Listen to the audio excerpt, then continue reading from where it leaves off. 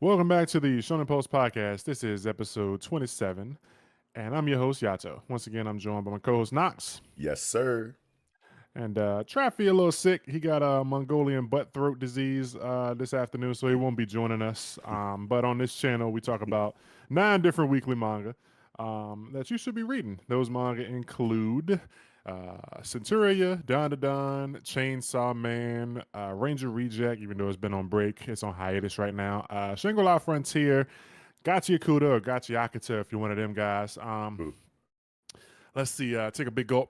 Ichi the Witch, Kagurabachi, and now, at least four now, we'll be talking about, so I don't know how you guys want to pronounce it. Odor, the of the flame. How are you saying it, It's Knox? probably odor. Odor, okay. Yeah, Odor, just Odor, Woder. odor. But Hold the door. yeah, But yeah, just so like that's the way that like Norse shit be. It's just like all consonants. So odor. Yeah, yeah. yeah, I was saying otter, but yeah, odor works. yeah. But yeah, we reviewing those. We talking about chapter one briefly and talking about chapter two as a review. We'll see where that goes for now, because it could get axed, but we'll talk about it later or whatever. But anyway, there's gonna be timestamps down below, as usual, to help you skip segments from manga that you might not be following yet. We got some good chapters this week, just like last week and week before that. It's always good stuff. Want to remind you guys to like the damn video, subscribe if you aren't already subscribed. Drop kick the comment section, let us know your thoughts, comments, concerns. Your suggestions might find their way in implemented into the podcast and stuff like that. If you want to help us get on to other platforms like Spotify or whatever, help us get to that 1,000 subscribers, man. We are like 900 now, so just We're help us out. super close. Yeah, super close, man. Help us afford cheeseburgers for our families. Yeah. Um, Damn, I could use a burger right also, now. for real. Also,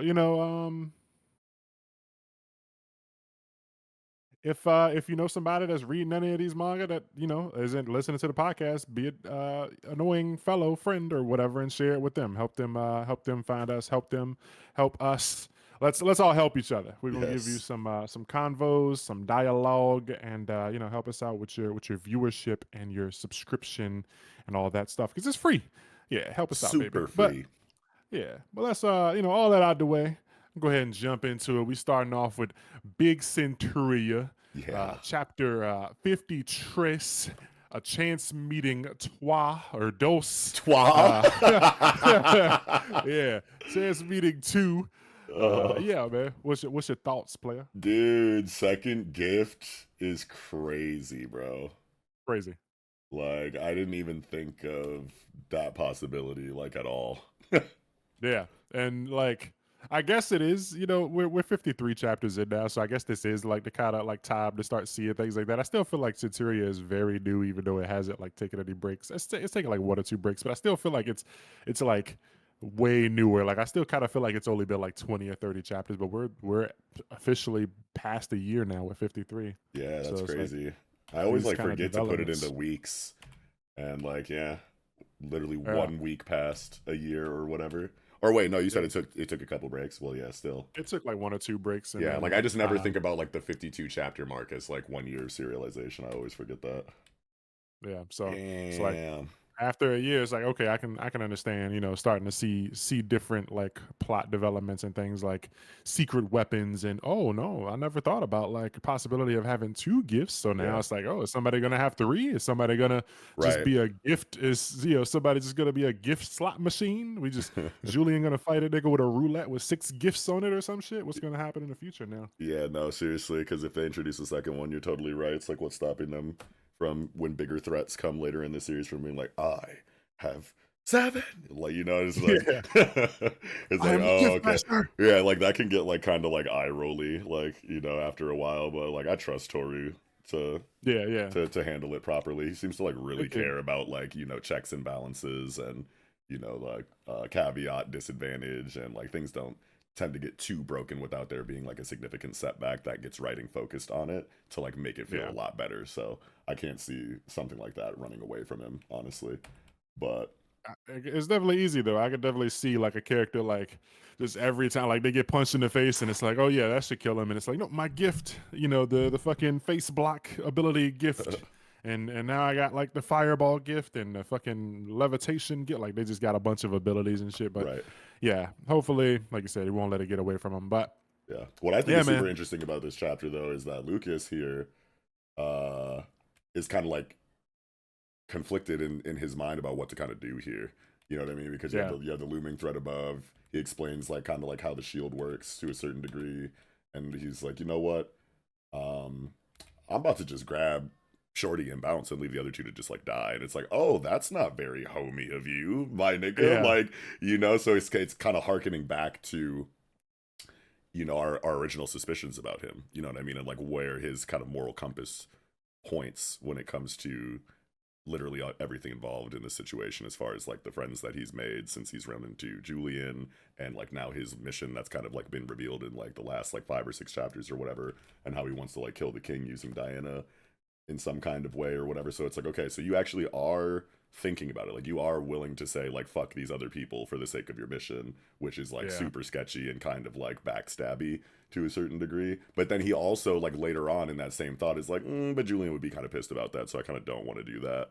And like they are yeah, kind of cool anyway, so why am I even thinking about that? So it's like Toru Kuramori is like doing both things with his character. It was never like a one yeah. or it was never a one or the other thing. Like he was always just like this complicated, layered character that it isn't 100% committed to, like, oh, I'm on the team, oh, but like fuck them because of my mission type shit. He's like very, Yeah.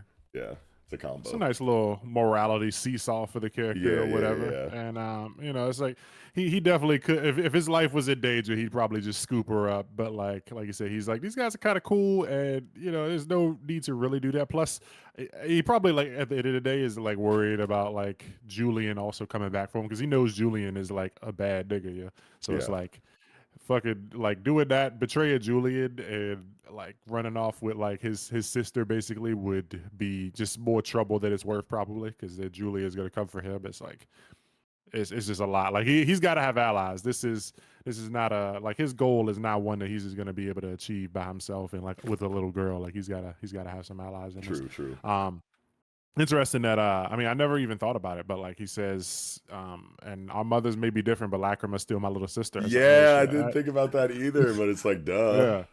Yeah, it's like, yeah, we got the same dad. Like that so that means Arcos is his brother too. I didn't think about it. Like they're all related. It's just it's cool to just see this Julian character. I mean not Julian, but Lucas just thinking about all the different like options he has, and then he's like, nah, but that's my sister. Like I ain't gonna fuck her over. I ain't gonna kill. I'm not gonna ditch her. But like Arcos, man, dude's powerful. Yeah, and we were kind of talking about this situation as a possibility when we were getting the Uh, necromancy rules kind of explained to us however many chapters ago, when it comes to like this is like very similar to not very similar, but like it immediately reminded me of like Jujutsu Kaisen, when that like seance like sorcerer kind yeah, of like brought Toji's physical body back through her grandson or something like that, and then Toji's aura basically hijacked the yeah, body and like brought his soul back to a certain degree or whatever, just from like sheer, what was it, like willpower or just like the weight of that nigga's essence or something like that. I can't remember the explanation for it, but it's like yeah. Arcos's consciousness seems to be coming out of the sunken place to a certain degree now that he's kind of face to face with the nigga that killed him. So it's just a really cool moment in the story right now. Yeah, his neck is like bleeding, like because he got beheaded or whatever. I'm like, bro, could his head fall off? Like, probably not, because he can just keep hold it together with like his gift. But it'd be crazy if his head just like undid itself or whatever. Yeah, I wonder if that was a failing of the technique because of how distracted he is by, seeing Julian in this moment. And it's like, because isn't it his ability that's like holding his head together right now? Or was that necromancy? Well, I think that's the necromancy Oh, thing. She like sure. stitched it together, but like he did that himself too back when he actually fought. I'm pretty sure Yeah. I think his head got cut off or something, maybe like his arm or something. Something happened I and he think it was was his holding it head, and together. it was like his arm or his head. Yeah, It he was was some holding kind together of with limp. like the water and the blood or whatever. But Yeah. um, That's just where my mind kind of went, but yeah, I guess I forgot that she stitched him back up. But maybe she yeah, just like put the body parts like where they needed to be, and then like activated the body, and then the ability kind of does the rest. Yeah. So I wanted to hear your take on this. On what, like, page 2, when he's talking about the spear that was meant to kill his father or whatever, and Yeah, he says if we were in a forest, it would have been a completely different story. Do you I think thought that's about that. Like he has an elemental yeah. advantage in a different battlefield's like landscape or whatever. Yeah, I was like, okay, so I think it's one of two things. It's either just because like maybe he has some kind of forest like ability, or if it's just because like Arcos has the advantage here because they're near an aqueduct and all that water got soaked into the earth. Because I think what he was doing here was like lifting the ground because Lacrima had did a bunch of water attacks before, so the ground was like wet, and Right. he's like lifting the water up with the ground. But it's like if we were in the forest, it'd be a different story. So like, is that because I got woods, forest powers, or is that because like he wouldn't have all this water to manipulate? I think there would still be a decent amount of water in a forest, though, right? Because that's a lot of plants that need water to survive in the first True. place. So, like, there would be Yeah, like the water in the trees and shit. soil to power the trees and plants and other kinds of foliage in the forest setting. So, I definitely think that his power maybe um just has to do with the Well, forest. But now I'm thinking about like how and why that makes sense. And at I first, my think mind goes to like maybe it's a forest spirit instead of like a Lovecraftian water squid spirit or whatever. But it all comes from yeah. the same dude who is right. You know, Not if like it's two gifts. Not the second oh, one the might be second something else. gift. Yeah. Oh shit! Yeah, the I second forgot. I gift, like while forgot. he Yeah, was out, he might have met with like an earth spirit. Because this like around his like face and shit. Like the first off, this fucking spear is cool as fuck. yeah, Like it creates like a whole, like if you look at like the last page of like the previous chapter, that yeah. shit is kind of like doing like a guts. I don't know what that armor thing was called, but it's doing like it's armored up his arm, and it's like it looks like it's about to start going around his head and shit. Like it looks like he could Damn. probably What? encase his entire body with this shit. Why am I blanking on what that armor is in Berserk?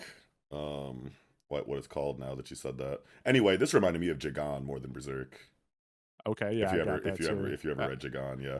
Yeah, I haven't read it, but I know it. I know I seen the gun or whatever, big gun arm. Yeah, yeah, yeah. But But even it if you it look at does the look details and the drawing of the spear like double page spread on the last page, and even like in this chapter, the shit is kind of like woody. yeah. It's I, like I'm yeah, I'm getting wood or like earth or something, the way it yeah, like crumbles or whatever. yeah. So And his I eye think design when he activates the power is kind of like thorny. It's like spiny and yeah. thorny. It kind of like yeah, this is definitely like a forest or earth spirit that's giving Another him thing I this think power. Hmm. another thing I think is just could like maybe he could be like confident in his ability to like dash around in the woods, like poke and duck behind trees or whatever. But like I think it's more of like he's got some sort of forest powers or whatever. Maybe like after he was cast out, he just was on his own and encountered like a forest spirit or something. So he got some kind of woods powers. I think that makes But the I think most that'd be cool. sense. Yeah, just based on like the aesthetic like of the ability that we see like on the page visually. It's like Yeah. this is giving, comes from a completely different god than the powers that we've seen from, someone like Arcos or Julian or Lacrima so far. Yeah. It's Yeah. got some kind of thorny armor, Yeah. fly trap type Yeah, thing going yeah. Like on. this is a different source for Yeah. sure. Yeah. Yeah. It's Okay. so sick though. Like, oh my god. Yeah, this is dope. I can't wait to see, and like I want to know what Julian's response to all this is going to be, because like Julian pulls up. Julian doesn't see Lucas doing any of this though, so like Yeah. maybe there won't be a reaction. Maybe like he'll hide it and try to act like he doesn't got this crazy power once Julian starts like throwing bows with Arcos, because then it's like, all right, I don't need to do nothing. I Yeah. can go back to kind of like pretending that I'm just like a dope swordsman or whatever. But Yeah, because he um definitely turns it on before Julian, or turns it off before Julian gets there, doesn't he? Yeah. yeah, he's just straight sword, and he's like, guess I'm risking my life, and Hmm. fucking it's what's Elstree gets this like vision, and like I Yeah, was thinking that this is like his family, I like interpreted this as she got like a quick like that's so Raven kind of like yeah. like vision to the future real quick of TT and Diana just being murdered. Isn't that what that looks like here? And that's why she's Oh, kind of like grinning like, "Yo, we're gonna win." okay.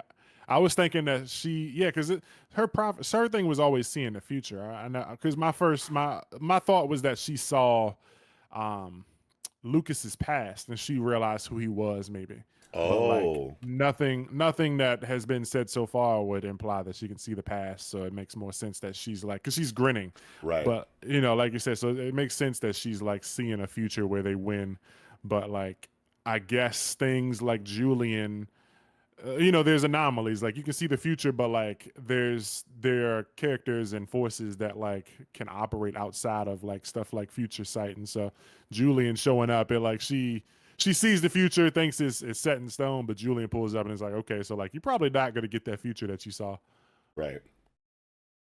Yeah, yeah, yeah. Yeah, No, it's I think that. I think it's definitely her seeing TT and Diana's dead body here. Yeah.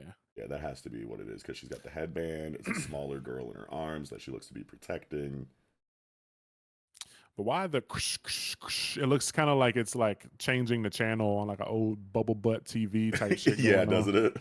Yeah, and I feel like anytime I think we only seen her do like we only saw her visions like once or twice, and like they didn't have that. Like we saw when she was talking about the prophecy initially with Diane was going to kill the king and stuff, and it was like we didn't see this. It was just like a clear screen. Like it was a straight vision, and we got it without any kind of like channel flicking static on it, and like this one's staticky, so it's like weird. I'd have to go back and look, but like, wasn't it just shown as like a flashback of what her vision was when she got it in those earlier chapters, and this one is actually happening in the moment right now. Yeah, maybe it was a Maybe, flashback then. yeah, maybe that's the difference. Yeah. So still interesting to see the channel flick effect or whatever. But Yeah, but it's Julian's still, here. yeah, he's like, holy shit, is that? I know that ain't who I think it is. I know that ain't who I think it is. Then bro just he Yeah, what's going on? He man, so I don't think he's gonna get like memories. I don't think he's gonna be like I yeah, remember you or anything. But I yeah, think it's just gonna be this uncontrollable yeah. rage This is like an for instinct thing. This is like a okay. I maybe know that this is the person that killed me just based on how I'm feeling right now, how my body's reacting. Like it's not like a picture memory in his mind of back then when he was fighting Julian or anything like that. Like you said, it's not a memory thing, but his yeah. body is just reacting to the person who murdered him, and he's kind of like instinctively or instinctually. I don't even know which one it is there. Like going into like a rage, like target this nigga with everything you have, like type thing, Yeah. without there being like a hard confirmation of who he is or why to even attack him. It's just what his body feels like it needs to do. Yeah, and it's like full power blast. I feel like it might there might be some fear there too. Like if I don't kill this guy immediately, like something bad is gonna happen type shit. Yeah, yeah, Cause for sure. this is a big blast. We ain't seen him do anything like this before. This is Yeah. like the biggest attack I think we've seen in the Yeah, series. he just pressed like the all or nothing button, like in Yeah, case of emergency, break glass, like yeah. opened the Hyper fucking beam, shit has hit the fan box. Yeah. murder this dude button. Yeah, Yeah. yeah. But yeah, I'm as usual, can't wait to see what happens next week. I wonder how if Julian will lose multiple lives here, or if he's gonna tank it, or if he like jumped out the way in the last moment. But like Nigga, I the don't way think that this double page spread is set up, I think he lost a yeah. life right here. Yeah, I think he definitely got hit. I don't think there's no chance of him having escaped. This looked like this got the Yeah. fucking like speed like bursts Yeah. the sonic booms around it or whatever. That's So nah, this big shit look like damage, bro. This nigga's gonna yeah. be like it's only gonna be Julian from the ankles down when we start the next chapter, bro. Just toes right there wiggling. Yeah, his two shoes just fall to the side. Yeah, Yeah, he's gonna wake up in the fucking slave space, like, yo, what the fuck just happened? And it's gonna be like, yeah. yeah, you got evaporated, my nigga, but it's all good. I'll see you in Valhalla or whatever. Nigga respawn in Lagonia, yeah, like Sakaku. Just wake up in a bed, yeah. Oh shit. Walk out the hospital like GTA, like, oh shit, man, they took all my weapons. Yo. But yeah, good chapter. I wasn't expecting to see Julian like join the main, action so soon, but hey, we here. I mean, I'm shit, he just fucking folded the previous, like, yeah, assassin force, and he's got, like, 100 nigga super strength. He probably just, like, jumped over there like the Hulk real quick. sure. I thought we were gonna do the Shonen time thing where it just like Oh, sure. it takes him like two minutes to get there, but like that's like 3 chapters worth of time type shit. Right, right. And we see Julian, not Julian, but Lucas and Co deal with this for a little while longer. But I mean, dude's clearly too much for them. So it's good that our heroes showed up. Yeah, and it looks like this is going to be a completely different kind of fight. Like, even though it's Julian versus Arcos again, I think that, Hmm. choreography and fighting style wise, Atlas is like a completely different fighter than Arcos was. And they actually make a point to say, in either this chapter or the previous one, it's like Arcos would never, do something this boring with his abilities, even though it like seems kind of flashy and like high output. His fighting style was very much more akin to like torture and like playing Yeah. with the target. So he focused all of his, shit towards, slowly killing you, the death of a thousand paper cut style shit, which was, effective in its own right and powerful Yeah. and whatnot. But this version of Arcos is just like fuck all that, eliminate, burninate, destroy Terminate. everything. Yeah. Yeah, not burninate Yeah. because he's water powers, but still like, Yeah. Hot now, scalding hot water. Yeah. yeah, there you go. Yeah, yeah, his Yeah. rage is heating it up.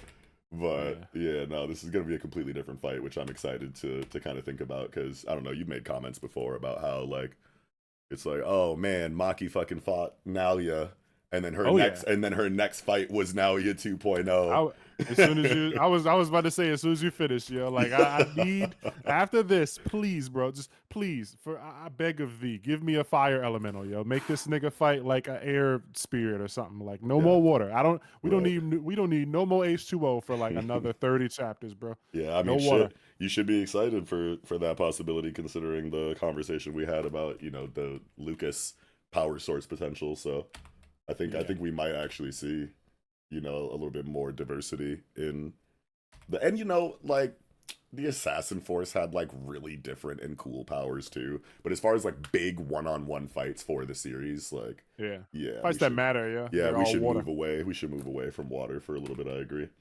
Yeah, just like give us something, yeah, or like something, man. Just no more water, please. Yeah, Yeah, like okay. But I think that's it for me for this chapter. You got anything else? I am Gucci. All right, that's gonna do it for Centuria, chapter 53, a chance meeting number 2. Now jumping into Dandadan 194. We've been hijacked, and I'm enjoying it here. I like the plane battle. I think this is the first time I've ever seen a fight on a plane in a manga. Well, I think JoJo's had one, but JoJo's don't count because JoJo's do everything. But I think this is the first time I've seen a fight on an airplane in a manga. No, And it's not. It's not even. no, Yeah, no, because they did it in Sakamoto days too. okay, never mind. So yeah, Dandadan ain't special.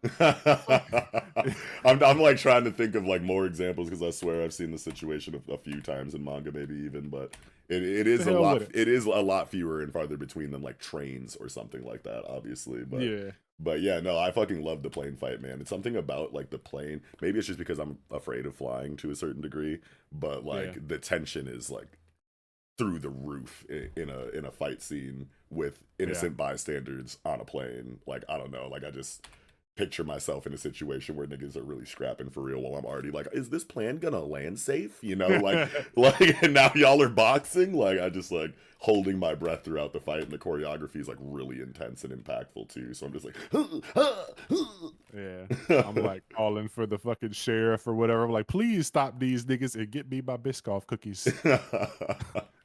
Gotta stop them, get them in yeah, handcuffs, lock these motherfuckers up again because they got out of jail. yeah, Fucking. So I don't have too much to say. I mean, it's just a fight, like a fight chapter. It's straight hands on the plane. It's cool. Everything was cool. I liked fucking Granny Seiko giving Anaconda Keto woman the hands or whatever, yeah. It boxing was her up. so sick, dude. You could tell she trains with like a Wing Chun dummy at the crib because Yeah. this whole like boxing panel on page 14 is giving like it man. Yeah. But the granny, she's got some moves too. She ain't just she ain't no slouches. She got that like anaconda stance or whatever. So these guys are all fighters. So I guess like so these guys they're in like negative space. So like the real people aren't here or whatever. This is like they zoned everybody else. So they're on a different like version of the airplane or something. But Yeah, me and Traffy were talking about it last time, and I think he was like, "What if the plane blows up?" And the fucking plane like blows up or gets hit by an explosion Yeah, or something. So yeah. like, what the fuck? I It, think it a fucking happened. dolphin like ran into the fucking jet or some shit because it's just like a Yeah, whirlwind of sea animals on the yeah, last double bro. page spread, which is just crazy. We got But fucking Sharknado in Dandadan. Yeah, yeah, Sharknado and Dandadan. But like this is actually like really interesting to me with this negative space thing because obviously, this is a new situation in Dandadan where Vamola can just activate, negative space or whatever, or empty space. yeah, Normally that's just like something that was relatively ambiguous and only done by villains or, you know, um, random aliens that they were fighting or yeah, something yeah. like that in the story so far. But it's like, oh no, someone on our team can actually do this. Okay, that needs more writing. But then also, how do you decide who gets to be in empty space and who doesn't? Because like, is it just people who are I think there might be kind of like a supernatural aura that people just get dragged in, but like if that's the case, then like if somebody was ever touched by a ghost at some point, then like a civilian could end up getting dragged in here by accident one day. but then this Um, is alien tech though. So like yeah, if the yeah, alien tech is dependent on who has a close relationship with like spirit energy or something when it comes to choosing who gets locked in empty space and who doesn't, then like doesn't that mean that both parties are kind of dipping into the same energy system or power source?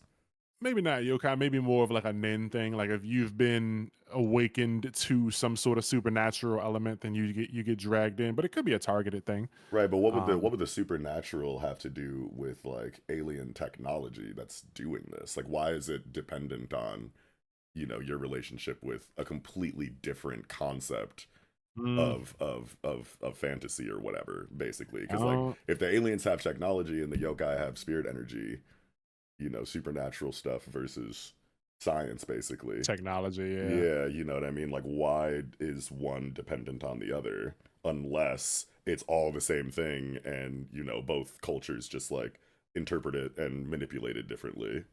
yeah. Like maybe the aliens use like things to channel the energy or whatever because they can't normally tap into it, but it's the same energy. And we have dude, holy shit. In the first fucking chapter, Okaroon enters the Serpoian spaceship through a telephone. Yeah, So, like, bro, like, it's all the same thing. yeah. They're just They're using using the it same, different. yeah, they're using the same power source. I feel like that might have actually been mentioned before at some point too. We'll have to go back and do some research, but I think it might have actually been explained that they're both doing the same shit but different ways and Yeah, don't yeah, realize it. yeah.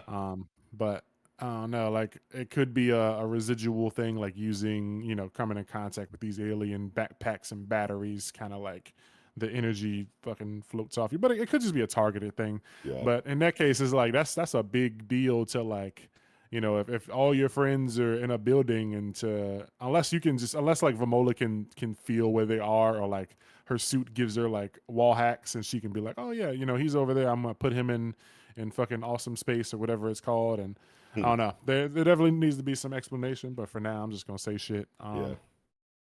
Yeah. It has to But be like an indiscriminate like thing, right? yeah, Because like otherwise Vamola can't be consciously targeting who stays and who doesn't stay in the empty space. yeah, because she don't know all these dudes. Like Right, that's what if what I'm she left? saying. What if she left some of the Keto family out and they're like beating up civilians on the plane? Right, right, yeah. So it Yeah. has to be, yeah, it has to be what It's we were something that talking about automatic before. or whatever. Yeah, Yeah. So something about the negative space though is like every time that this has happened so far, they've just been in a building or whatever, or like outside on flat ground. So like, right. what the fuck happens when this shit ends? Like, because previously, like whenever it happens, they just like reappear, like in the hallway or like on the side of the road or whatever, because they were like already on the side of the road. But it's a falling plane, so like Yeah, when this space ends, like the plane normally isn't like crap. Like the real plane didn't get hit by a shark or whatever. The real plane is still probably flying like normal. So right. like, are they just gonna reappear in the plane and hurt, or are they gonna be on the ground? Like if everybody jumps out of the plane for some reason, and then like the alien space ends, like is the plane just gonna be flying above and they're just gonna be laying on the ground? Like, oh man, we missed our flight type shit. Yeah, and another thing is like is the empty space just a bubble around the plane and following it? Or like are they like if you looked up in the sky right now and could actually see like I don't know the outline of the empty space or something like that for some reason, would you just see it flying through the air or is it like stationary and I think it's they're like a moving through like they've never moved farther than where they were when the empty space was activated, but like the space inside of the empty space can be like infinite or something, so of course it seems like you're still flying but you're just like not actually moving in reality. You just only in this pocket dimension. yeah. Or is like the bubble of empty space around the plane and like flying through real space, you know, because they're like clearly this is the first time that an empty space has been in motion. Yeah, yeah. You know what I mean? Like otherwise they're just like in a building or something or like outside in a park where it's like That's obviously what I'm saying. Like when it ends, like what happens? Like where do they yeah. go? Like do they just warp back into the plane? I feel like maybe it might be an alternate dimension thing. So like they just moved over to a neighbor dimension. So like they're in the same place, but just like in different, universes or whatever. Like everything's the same, but they're just in an alternate reality. But it's still just I don't my brain can't understand what happens when the fight ends. So like do they just appear back in their chairs? I What don't know, and man. yeah, and who's flying this bitch? Like, is the captain still here? Like, or is it just because it's like in the negative space? Does the plane just kind of do what it would normally do, which is just fly straight with no like power source or whatever? Like, Yeah, the pilot didn't come with. yeah, because like, Wait. yeah, we didn't get like a bing, bing, I am now in this weird place. What the fuck is going on? Yo, All so many passengers, questions. all Wait. passengers remain in your seats. Like, nope, nothing. Yeah, Yeah, this is that's a a weird head one. scratcher. I'm really interested. Any Dandadan fans that are tuned into this segment, can you please go into the comments and like, give us your thoughts on all of these Yeah. questions that we have that this chapter is kind of like brought up and the previous chapter kind of brought up. Like, how do you feel about the empty space and its relation to people, with a close relationship with spirit energy? Because that seems to be the only people that can be targeted to be kept in these spaces in the first place. And what do you think is happening with the empty space in relation to like reality? Like is it a ball of empty space around the plane moving through real space, or did everything stop moving and they're only in motion in this infinite new pocket dimension or whatever? I don't know. I don't Yeah. even know how to word the questions, but you heard the conversation. Let us Yeah. know how you feel in the comments about this. Yeah. But don't be that guy that reads the chapter and then listens to the review and then we're like, well, duh, obviously it's this. Like, don't answer it based on the chapter that comes out when this shit comes out. Like, Yeah, for answer real. answer the question as if you ain't read the chapter that came out today or Right, whatever, because you're right. gonna be listening to this on Monday. But um, yeah, I don't know, man. How the fuck did they get out of this? Like, what do you think's gonna happen in the next one? Dude, I have no idea. Like Yeah. these questions are too like I don't know, the situation's just like way too abstract and crazy and trippy for me to even think that I can attempt to properly guess what's going to happen next, especially after a cliffhanger like Sharknado above Yeah. the clouds. At first, I thought it was the fairy tale like face card, but somebody said that guy was like in a completely different area, so it can't be him. I don't know if it can't be him, but I think Sharknado is just something unrelated to fairy tale card guy. But still, like, what the fuck is it? What is happening? Holy fuck. One thing I do hope though is like when this gets animated, I hope that the eye, the ear, and the mouth are like spinning and going in different directions. So like the ear is going to the right, the nose is going to the left, and like if it talks, like all of them are spinning so fast that it looks like they're not like moving. Oh Like yeah. that'd be cool if it's like spinning so fast in different directions that they're still like I see what talking. You you're kind of saying. Yeah, I know yeah, exactly. That'd be yeah. so trippy. Yeah, that'd be wild. Yeah, I feel Uh, like man, I feel like they're somehow gonna get off this plane and like Momo's gonna fucking use her hands to grab a shark or something, and they're just gonna be fucking riding these flying sharks oh somehow or yeah, some no, shit. like, now that you say it, that's definitely gonna happen. We ride in these sharks for sure. Yeah, we riding the shark straight into the fucking bruh. Two enemies, like we got the Keto family and like the fucking Sharknado and above, like we're a million feet in the air. Like this is crazy, Yeah. crazy stuff. I had a yawn, but Yeah, good fight on the plane. Zuma beating the shit out of homies, even with his eyesight poor. He's got Right. to fill on their face first or He's like, "Oh, whatever. that's He's your like, face, bink." yeah, I was like, headbutt the "Oh shit out shit." of him. He's like, "I could take these weak ass punches. Just give me your nose real quick." Wow. Yeah, Yeah, no, it's even just fucking Gigi, dope. Gigi got hella strength. Oh, well, I think he's at this point he's charged up, but he punches that dude like way down the aisle, but like Yeah, his hair is pointed up, so I think the evil eye was in in kind of control powering up at there. that point. Yeah, Yeah, he really yeah, stole off this nigga though. He's going straight to the cockpit, screaming. yeah. So somebody did point out on Twitter. I saw it like last week. You can't really see it this week's chapter, but last week's the knives that these guys are holding looks like they might be like not just knives. They kind of look like teeth. So somebody was saying that they think these are the teeth from the fucking suicide worm, and so like Oh, that's nobody's gotten stabbed yet, but like if you do if it like pierces your skin or something, you'll become suicidal or some shit. yeah, like Yeah, imagine that shit. Like you get cut and it's like, I'm just gonna jump off the plane now. It's like yeah, that'll be nuts. yeah. Now No, they gotta on like God, prevent someone from murdering themselves they or just have whatever. like the happening in their knives. That's broken as fuck. Yeah, that'd be crazy. Yeah, no, because they did make a point to say like, "Hey, watch out for those knives." Yeah, yeah. And then like they somebody said that in this chapter, and then last chapter you see the knives are clearly like crooked and got like a second groove on them or something. Like Yeah, I they're like, absolutely love the idea that they're teeth from the suicide worm. yeah, that'd be I think dope. that has to be exactly what it is. It's gotta be it. I don't know what I'm gonna do if it ain't. Yeah, I'll be mad if it's not that. But I mean, typically when I say that, the author's like, "Oh yeah, well here's something better." That's why I'm the writer, stupid nigga. It's like, "Ah, God damn it." uh, Got to dumbass. yeah. But hold on, I think there was one more thing that I wanted to say. Fuck, what was it? Nope, I can't get it. It's over. It's over. Yeah. But I'm gonna remember that in like the Kagurabachi segment or some shit and be like, damn it. yeah, well, tune into the Kagurabachi segment to maybe hear Knox's thought. He probably won't get it, but we're gonna pray. Yeah. Anyway, that's gonna do it for Dandadan 194. We've been hijacked, baby. Now jumping into Ichi the Witch, 34th Hunt, Invisible Cage. And good chapter, good chapter, good chapter. What's your thoughts?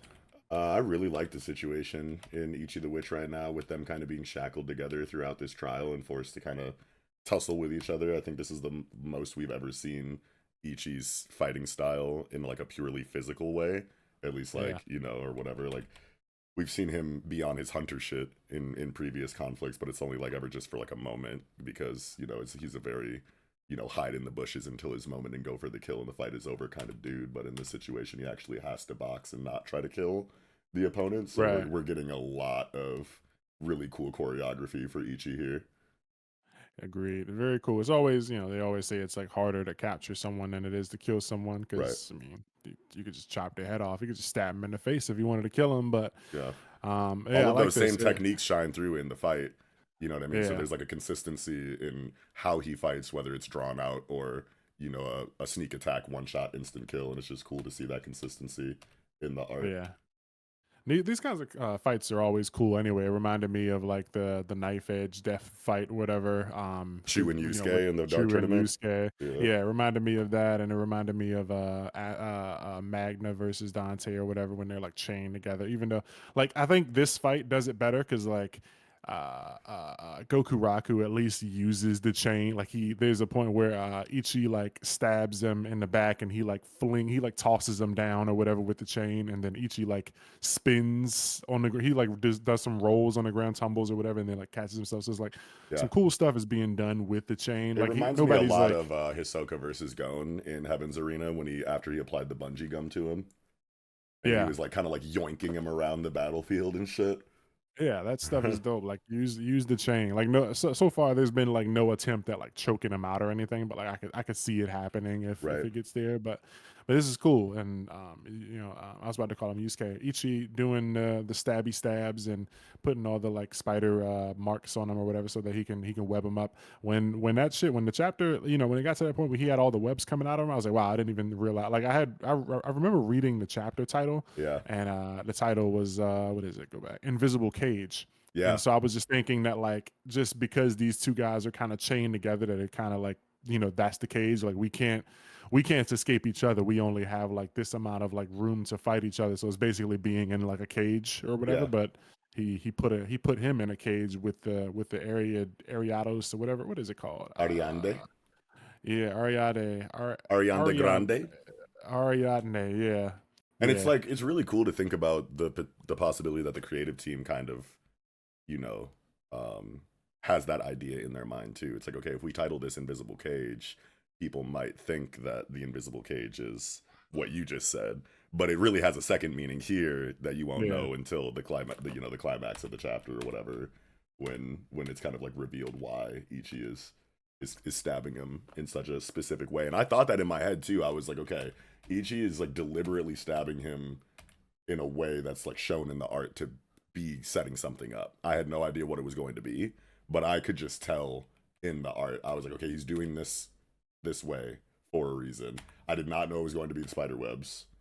So yeah. I was like I mean, really I was like, "Oh shit. Yeah." Like when you finally saw it, I was waiting for that to yeah. be revealed. In the previous chapter, Goku Raku does kind of like through gritted teeth. He goes like, do what you gotta do, just not the head or the heart or the magic core on my spine or whatever. Right. So he kind of like tells Ichi to like stab him or whatever. Do what you gotta do, just don't hit those like vital areas. So I thought Ichi was just kind of like hitting these places to like take him out. Like if I stab his arm, he won't be able to like lift that arm anymore, and Right. he'll eventually just run out of things to do, other than die. Like he'll just kind of be laying on the ground until like the fucking pain subsides and the magic is over or whatever, and we just win because he won't be able to do shit. But yeah, instead of like hitting pressure points and shit, he's actually like putting him in a cage, and that was cool. I like Yeah. that.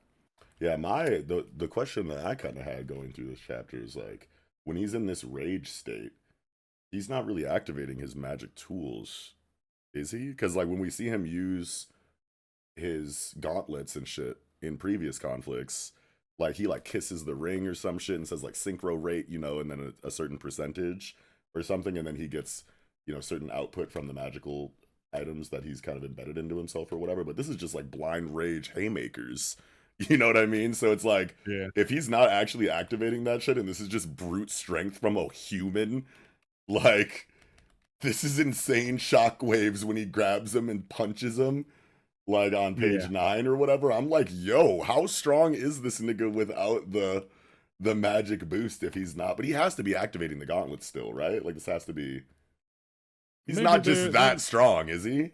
there might be like a base amount. Like I don't remember how much synchro rates were, but I feel like every time he did the synchro thing, he might have been like doing like at least 10%. So maybe like by default, it's always using like 5 or like Sure. 1% or something. Yeah. But like there ain't no real reason for that thought. Just it is crazy that maybe a normal punch ripped dude's shirt off. Like Bro, his shirt is in his hand. it literally looks like a Kamehameha wave on page 9.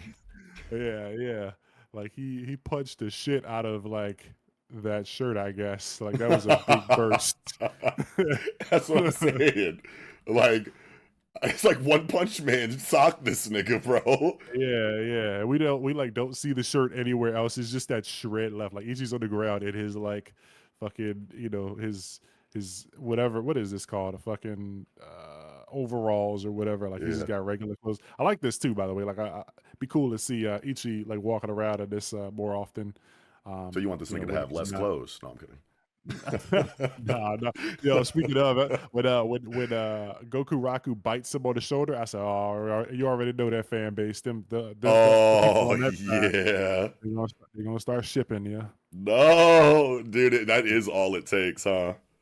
Yep, get a bite, and fucking Ichi with one less article of clothing on. Yep, all in. Their boyfriends. That's crazy.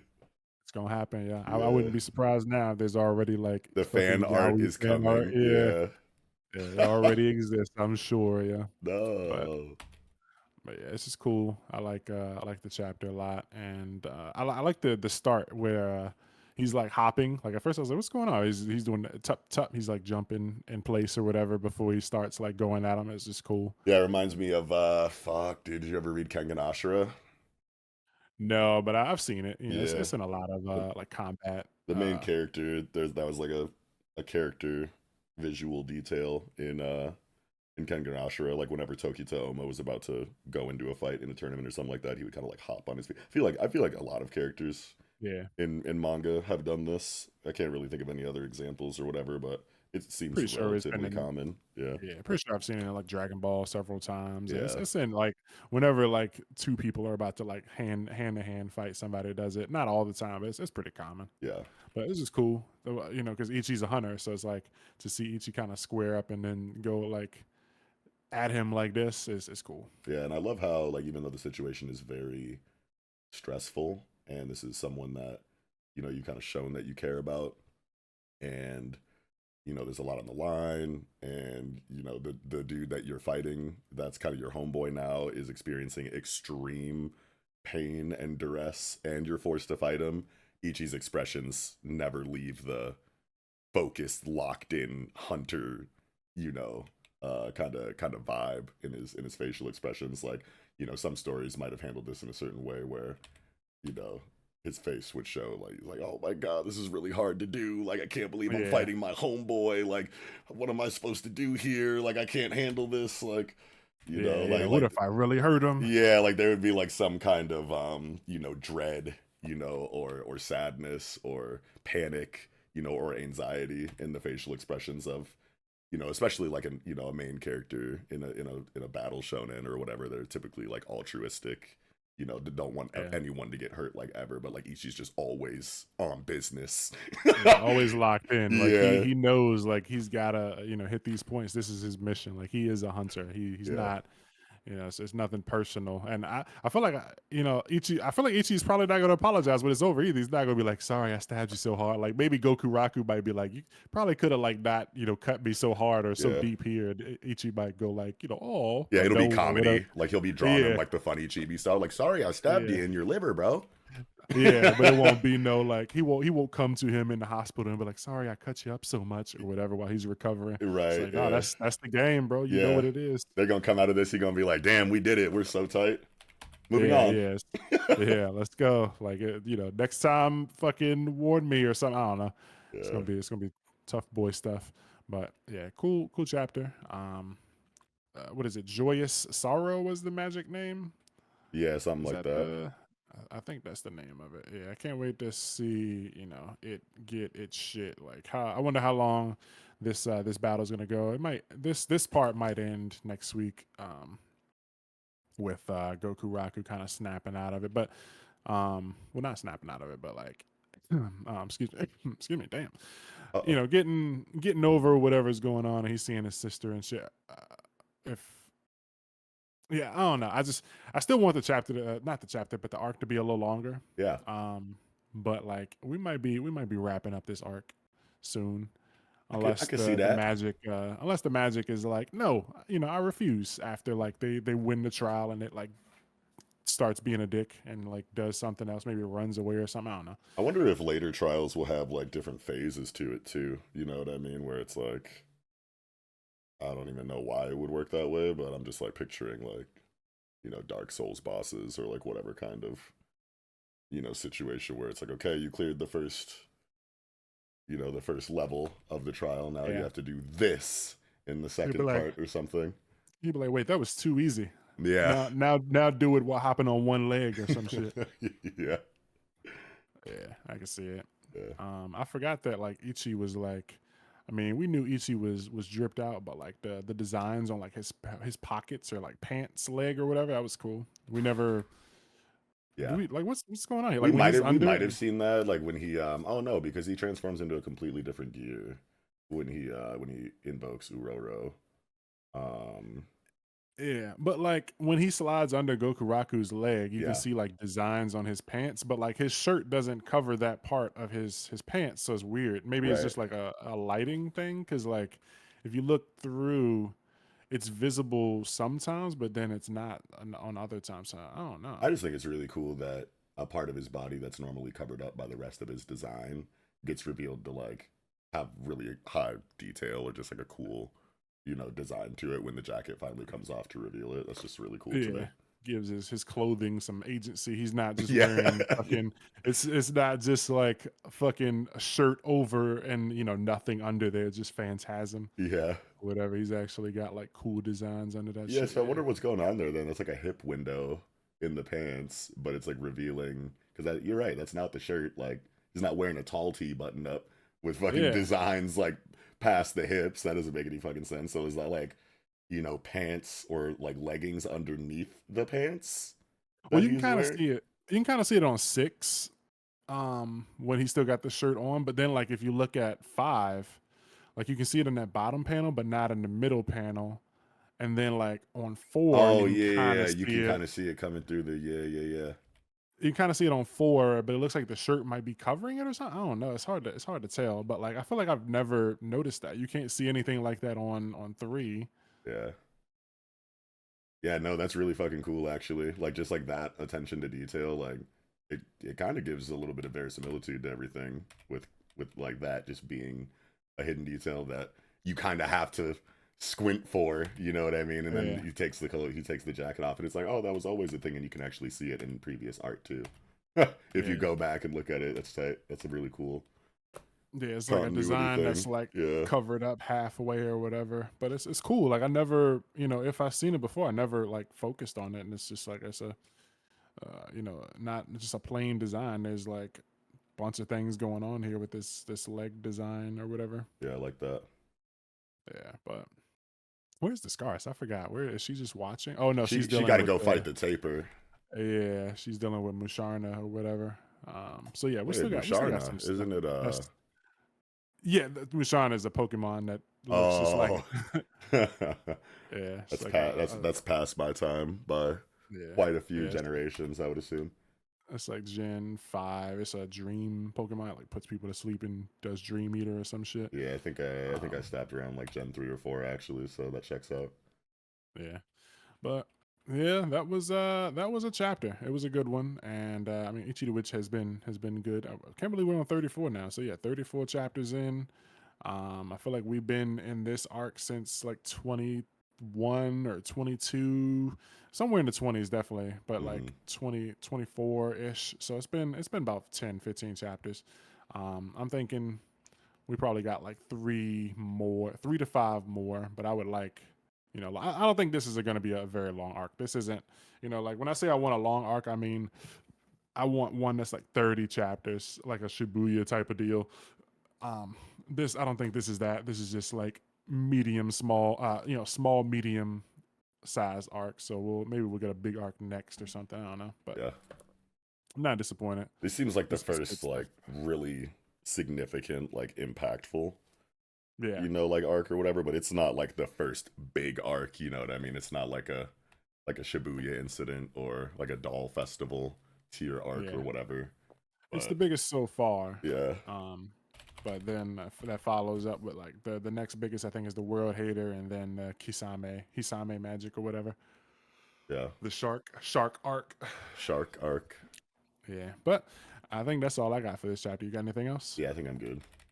All right, that's going to do it for Ichi the Witch, chapter 34, 34th Hunt, Invisible Cage.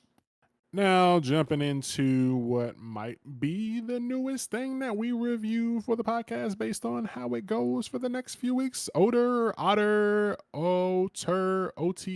Otter of the Flame, chapter 1 and 2. So, for chapter 1, we just going to kind of give thoughts, comments, concerns, or whatever for a few minutes, and then we'll jump into actually reviewing chapter 2 since we didn't review chapter 1, but didn't want to like skip it. So, we still talk about it a little bit, but Kawaguchi is back. Yuki Kawaguchi. Did you read Red Hood? I can't remember. No, not really. I think I read the first chapter or something like that, and then I was like, I'm gonna let this stack, and then it got axed, and I was like, okay, well, I'm never coming back. Okay, well, long awaited. Many of us were hoping to see Yuki Kawaguchi come back, and boy, is here. What you think about this so far? This series? I think it's really cool. I think this Kawaguchi character, fella, lady, I don't even know. No, wait. Oh, the manga. Yeah, yeah, yeah. Yep. Okay, okay. I Yeah, I thought you think. were talking about the character, the female character. Oh no, no. I think the mangaka has a very like clear, passion for Western fantasy, folklore, mythology, or whatever, and Mhm. like recognizes it as their lane. This is what they really want to do. I think the previous serialization was like grim fairy tale related, right? Yeah. Yeah, you know what I mean. So now we're moving into like Norse myth, or Norse culture, lore, or whatever fantasy for this next one, and they're doing a really good job, dude. These color pages are bananas. Yeah. Yeah, like they're fucking out of this world, bro. Like I just love the aesthetic decision making here with like the borders. I'm on chapter 2 right now, but I'm pretty sure this like runey wire runes border was used in the first Yeah. chapter too. It is. Yeah. Yeah, yeah, and like just like the color story is very like vibrant and all over the place. Like color wise, it's very like rainbowy. It kind of like reminds me of like a Bifrost. You know what I mean? The Hmm. teleportation situation in like Thor comics or whatever, or Thor media is very like rainbow stars, northern lights, like kind of like vibe to it or whatever, and that's Yeah. clearly being channeled here in the art. I would want to say is the tether there to that. But yeah, everything is Sure. like really cool in the art. The art's fucking insane. Like in the first chapter, when he activates his powers or whatever and starts getting busy with the flame sword, like that's some of the coolest art that I've seen in the first chapter from Weekly Shonen Jump in a while. I think the last time that I was like really wowed, by the art in this way was Mama Yu Yu. Yeah. Yeah, like Yeah. that. Mama, Like, you did a lot of unique yeah, things. and like in a completely different, way or whatever. Like Mama Yu Yu was a lot more like creative paneling, you know what I mean, and stuff like that. But like, it's still when those Mama Yu Yu chapters like first came out, I was like, holy fucking shit, the art though. Like, and I haven't really said that since then until Yeah. now with this one. But I don't know. I'm liking it so far. Yeah, so far I'm really enjoying it. And before like it actually started, I remember seeing the main character, Otter or whatever, standing there with his sword and shield, and I was like, "This is cool." They say he's going to be a cook, so I wasn't sure how that was going to work. But I like Viking stuff. I'm not like too educated on all the Norse mythology or whatever. I'm kind of into it. I'm interested. Yeah, I've seen I've seen a lot of stuff with that in it, but I never like locked in and was like, let me look up these gods and these myths and stuff like that. But I like it. I think it's interesting. yeah. And like when I first saw the main character, I was like, he looks cool. I like that he has a sword and a shield, Mm-hmm. and like they got of the flame in the name. So I was like, okay, maybe he's gonna have some kind of fire powers. But I hope he sticks to the sword and bow. I hope he doesn't like abandon his weapons that we see him using in the cover art or whatever. He's got sword and shield, and I was like, I kind of want him to be like Link, like not a Yeah, mute, but like I was like, I hope he kind of like gets like a companion or something, and he does like Link stuff. He goes on an adventure and he's like the not necessarily the chosen one, but like he just goes on an adventure like slaying demons or something. And it kind of happy. He got I was surprised he actually did get a fucking like fairy companion just like Link. So yeah. I immediately pointed at that. But So a couple of things I, related to what you just said about him being a cook and then now being a warrior and liking his current like weapon set and wondering how that will like change or evolve over time. So when they said that he's going to be a cook, but then he also said that he wanted to be a warrior. I love how the power that he eventually gets is fire related because that means that he can be both at the same time very easily. yeah, Because he can obviously fight with fire, but then he can also cook with fire. Fire is like a really big deal considering like this crazy ice related curse that's come from the frost giants in this universe or whatever. So that's always going to be relevant in pretty much any situation. So it like serves like multiple purposes like very well. That was like a really good yeah, um decision conceptually from Kawaguchi for the main character. But then also like, dude, it's fire, bro. It's like super malleable, and like, yeah, he's probably going to have like an axe next chapter. Actually, let me not say that. We don't want him to get an yeah. axe anytime soon. Fuck that. No act. Actually, Yeah, no, because then the memes will come flooding in. But I could see like a fire bow and arrow. I could see like a fire flail. I could see like a fire. Insert random. Western fantasy Norse warrior weapon here or whatever yeah. like throughout the And series. and so it's like I can see. him still like he's a he is a warrior now or whatever by the time well he hasn't fully committed to the warrior thing but like he wants to be a warrior but he's a good cook and his crew needs a cook so I feel like he's still going to do a lot of cooking and he might just kind of be like the secret ace like he might be their secret weapon or whatever like if they get overwhelmed it's like yo cook man we need you on the front lines but like normally he'll just be the cook unless like the camp gets raided or something and then he'll step up but like I don't think that they're gonna because they I don't think any of these guys know how to cook they all need someone to warm their meat and fill their bellies and shit so it's like Right. bro that's your job like yeah you can fight but like you still the nigga that work at Waffle House bro so like Yeah. flip the waffles but like if somebody come in here drunk and talking shit yeah piece them up real quick but like I can when see it it ain't going that kind of like that. Yeah, like if there's like a crazy like ice related enemy or something like that where like you really yeah need fire. You really need to fight the enemy with fire for some reason. And they don't even have to be like ice related enemies. Like I'm sure this isn't the last we've seen of the frost giants or whatever. But like, some enemy is going to pull up super powered and like, these warriors can be cold blooded, but if they're just humans like they're going to lose to supernatural ability number 3, 5, 7, and 10 or whatever that shows up in the story. So then, Oder will kind of have to like handle that. But if that is going to be the route that it goes, and he's not going to be front and center in every conflict because they're trying to lean, more into the cook situation for his character, especially a lot more early on, then that means that Kawaguchi has to have a really good plan for the side cast.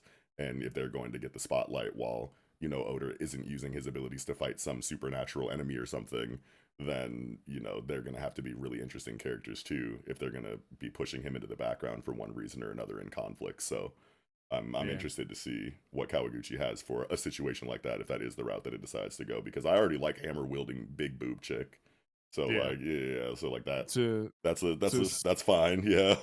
But who to else? add to that Hmm. though, like I feel like this story already has a lot of strengths over Red Hood. Like you said, I think you only read chapter one, but like Yeah, but there was a some of the brolic, busty, Noi like type, yeah, woman in that shit yeah. too. Yeah. Yeah, but the thing, like, a big issue, like most people when they say like they didn't like Red Hood, the main thing people talk about is like the woman Grim, and yeah, she was busty and fucking thick or whatever, but like she wasn't like it was a different kind of fan service. There's fan service where it's like it's fucking oh my god bikini shots or whatever, and then there's fan service where it's like fucking clearly shaped woman wearing tight clothing and just like taking up the spotlight. And so I like that this series so far, like they introduce buff mommy Viking lady and like she doesn't steal the show. Like in Red Hood, Grim kind of took over the show and she was the one doing all the cool stuff. And like the main character, Velo, he didn't have any cool moments. So like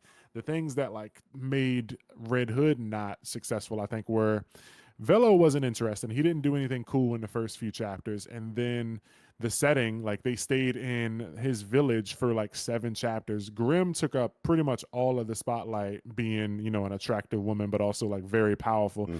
And then like nothing like after that they jumped straight into like a training arc and he just never got the time to do anything cool like when they got into the training arc the other characters that were introduced were much more interesting than him but in here the buff lady she doesn't steal the spotlight she comforts him when he asks for a sword and he's like I want to die on the battlefield so I can see my dad and if I don't die on the battlefield I won't see him and she's like sure you will everyone's a warrior whether you're in the kitchen or on the battlefield like the kitchen is your battlefield and you'll die because you're a warrior in your own way type shit so she comforted him and didn't like she didn't steal the spotlight and that was huge like Yeah. Grim stole the spotlight and then like Velo didn't do any I don't remember if he did anything in chapter one but I know he just doesn't have cool moments but Otter or whatever, he has plenty. Like this the scene where he's holding the fire to his chest, like clothes are ripped off or whatever. He's burning his clothes and he's holding that shit. I was like, bro, this looks like something out of like My Hero Academia. Oh Oh, God.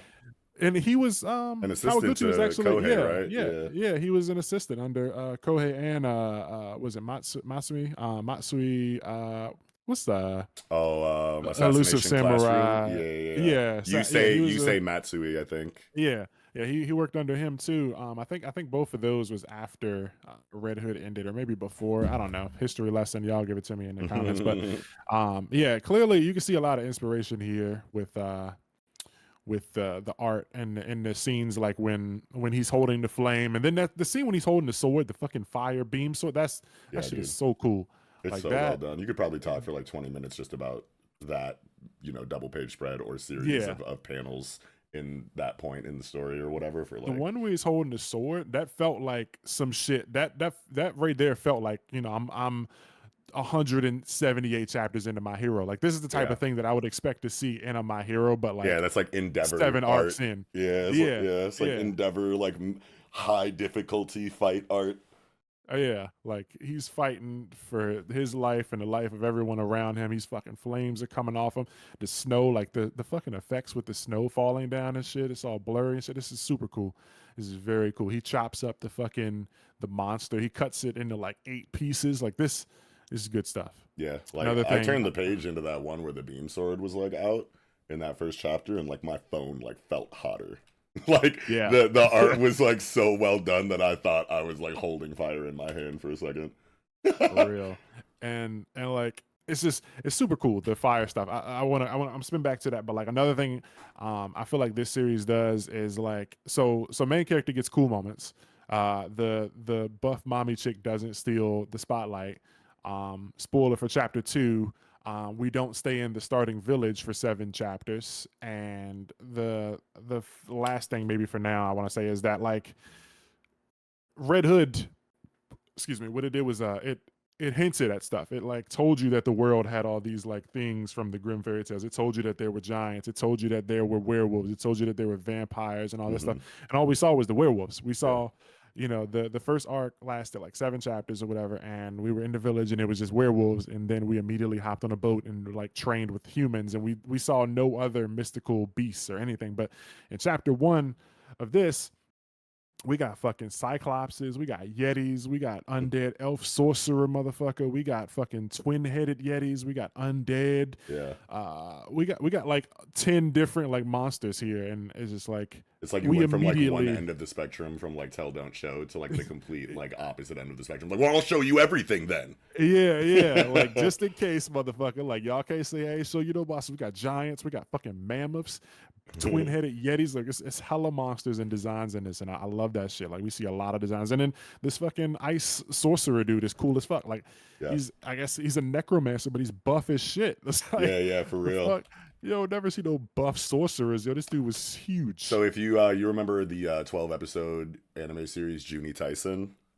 Yeah. Yeah, so Usagi, the like bunny house representative, the rabbit house representative for the Junie Tyson tournament, was like a super swole necromancer too. Like that nigga's quads were gigantic, and he was like 5% body fat, and he was like a martial artist, like rogue fighting style with like twin knives and shit. But he was also a necromancer, and it just like made me I think of forgot he was that. a necromancer. I just Yeah. remember him looking hilarious.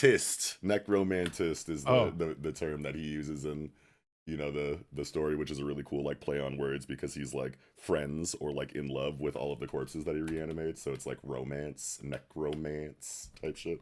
Anyway, okay. yeah. Yeah. But enough about that. Yeah, I don't Yeah, know. like In regards to the necromancer in the first chapter of Oder, there's a panel. God, and I need to like find it so I could like tell you exactly what it is, because I don't know if this is just me reading too much into things or if it's like actually on purpose. But the nigga looks like Tom Hiddleston's Loki in this side profile yeah. panel. I Yeah, I can see it. yeah, which is just like, a really funny tether if that is like the case or the inspiration, to some degree, because, Loki's like half frost giant or something in the Thor lore. Yeah. And like, yeah, here it goes on page, what is this? Page 27 of chapter 1. He's like, victory is ours. And like, I looked at it, I was like, nigga, is that Loki? I looked at it, I was like, Tom Hiddleston. Like, it was just giving that like so hardcore. And I'm just like, dude, that'd be like so cool if that was what Kawaguchi was thinking of when he designed this. Yeah. I think I probably didn't know, like, but I definitely got a feeling like I've seen that face before. I I'm just couldn't telling like put you, a name to man. it. Yeah. Yeah, but like, it's not that deep. Niggas would probably be like, okay, bro, you're reaching. But like, man, shut up, bro. Like, let me Yeah, have that. You're not gonna tell me that don't look like that, nigga, bro. I'm sorry. yeah. Attractive frost giant niggas. Yeah. Yeah. I feel it. But Yeah, it's a good first chapter, and I like a lot of this stuff. Like I love the fire elemental, and I like how at first I was like, huh, what's this shirt? Like when he first like fully when the fire elemental comes out, the fire spirit, and she gives him like armor or whatever, and he's got like the fucking Viking bra or whatever, yeah, whatever they call it, the Yeah, fucking vest. He gets like new duds. He gets the fucking beam sword, and the fucking shield is on fire. Like this is cool. He's got a flame cloak. yeah, Like dude. yeah, this is cool stuff. You're a warrior. That means your duty is to what? It's like, Yeah. yeah, you gotta fight, bro. And I like I like how the thing that what was the chick's name? Ala Joki, but I'm pretty sure the J is a Y sounding in this Wait, case. But can you give me a page where her name is like spelled or whatever? I just want to like try uh to. I'm on Manga Plus, so don't do page numbers, No, but if you click it's the middle, then it gives you like page whatever out of whatever. But okay, okay, yeah, let me see. Okay, you're it's talking about swole hammer wielding shark 16. mouth chick. Yeah, Okay, 16 when she's eating the fish. Hurry up and get in the chapter kitchen and in one, the bottom. Yeah, chapter 1. And she 16. goes, I'm ala yoki, ala joki. Yeah, here we go. Pretty sure it's a Y sound. Captain of this fortress. Yeah, ala Yoki. Yeah, I have no fucking Yeah. idea, dude. It's so hard. Like I'm not Yeah. familiar enough with the shit. But like she tells him, like careful, breathing because like she's got the whole like Norse myth, and she's like breath is the soul, and the fucking if you breathe, it'll steal your soul type shit. And then he ends up breathing into the flame, and that like gives the fire spirit its life and shit. So Yeah, I it like was that a cool lot. that there's a connection there and shit. So that's really dope. Yeah, a little bit of Um, foreshadowing action.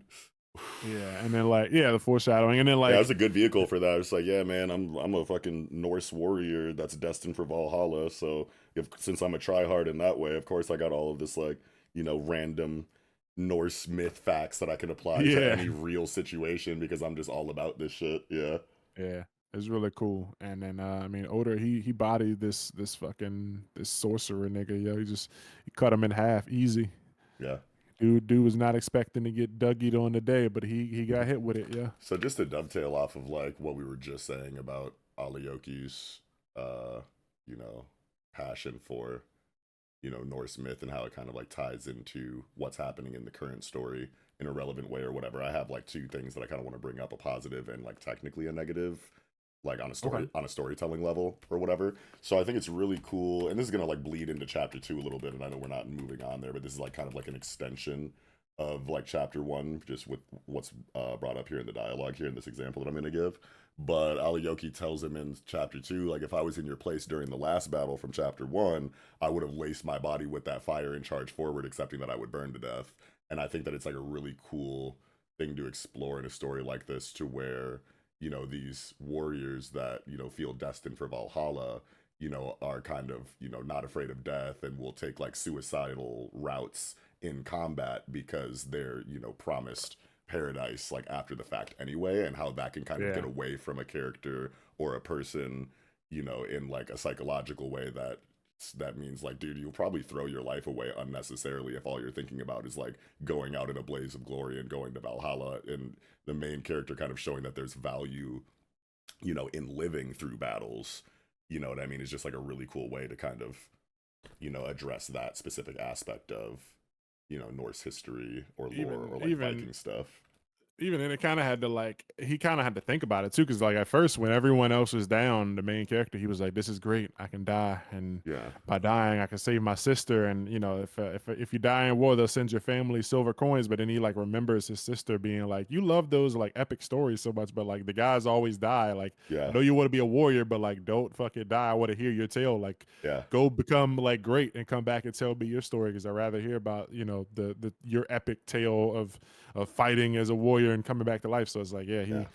he fucking he got past that like fucking yeah, don't try to accomplish something through death. Yeah. It's just It's it's like it's very on brand for these like, battle shonen stories yeah, to kind of like touch on that, where like the main character is very altruistic, doesn't want anyone to die, like we can always find, another path, like death doesn't have to happen in order for us to accomplish, whatever goal or whatever we're trying to do. I know it seems like that's what should happen because we're warriors, blah blah blah. Like I think there was a moment like this in Elusive Samurai too, where like someone on the protagonist force, in the army, it was like, fuck it, let's go out in a blaze of glory. Honor, is a huge concept in our culture, and going out swinging is like very honorable. So like we're gonna go do that, and like Tokiyuki's like, hold on, but what if we didn't do that and did this instead? You know what I mean? And it's like, oh, you showed us how to live, and it's like like I feel like we see that like in these stories a lot. It's just like really cool to see it pop up. For one reason or another, it just like adds like another layer of like, I don't know, depth to these concepts that are very well known in these kind of stories. And Yeah. I feel like it's a very shonen thing to do, to kind of say like, nah man, let's just all live and go home together and drink mead and eat drumsticks and shit, bro. Like Valhalla can come when it comes, but like don't rush to it. You know what I'm saying? Like there's life to be lived here, and that's just really cool. Yeah, we always see like the characters when they're still in the like mindset where like war is great, we got to go and die, die in battle, and then like somebody tells them like, you could also like not die and then like continue to do cool stuff, and it's like, oh shit, well like now I kind of got stuff to live for, but like before I met you, I just only cared about killing and one day being killed and going to Valhalla, but you taught me that like other things are cool. Maybe I can take up pottery and get a wife or something. Yeah.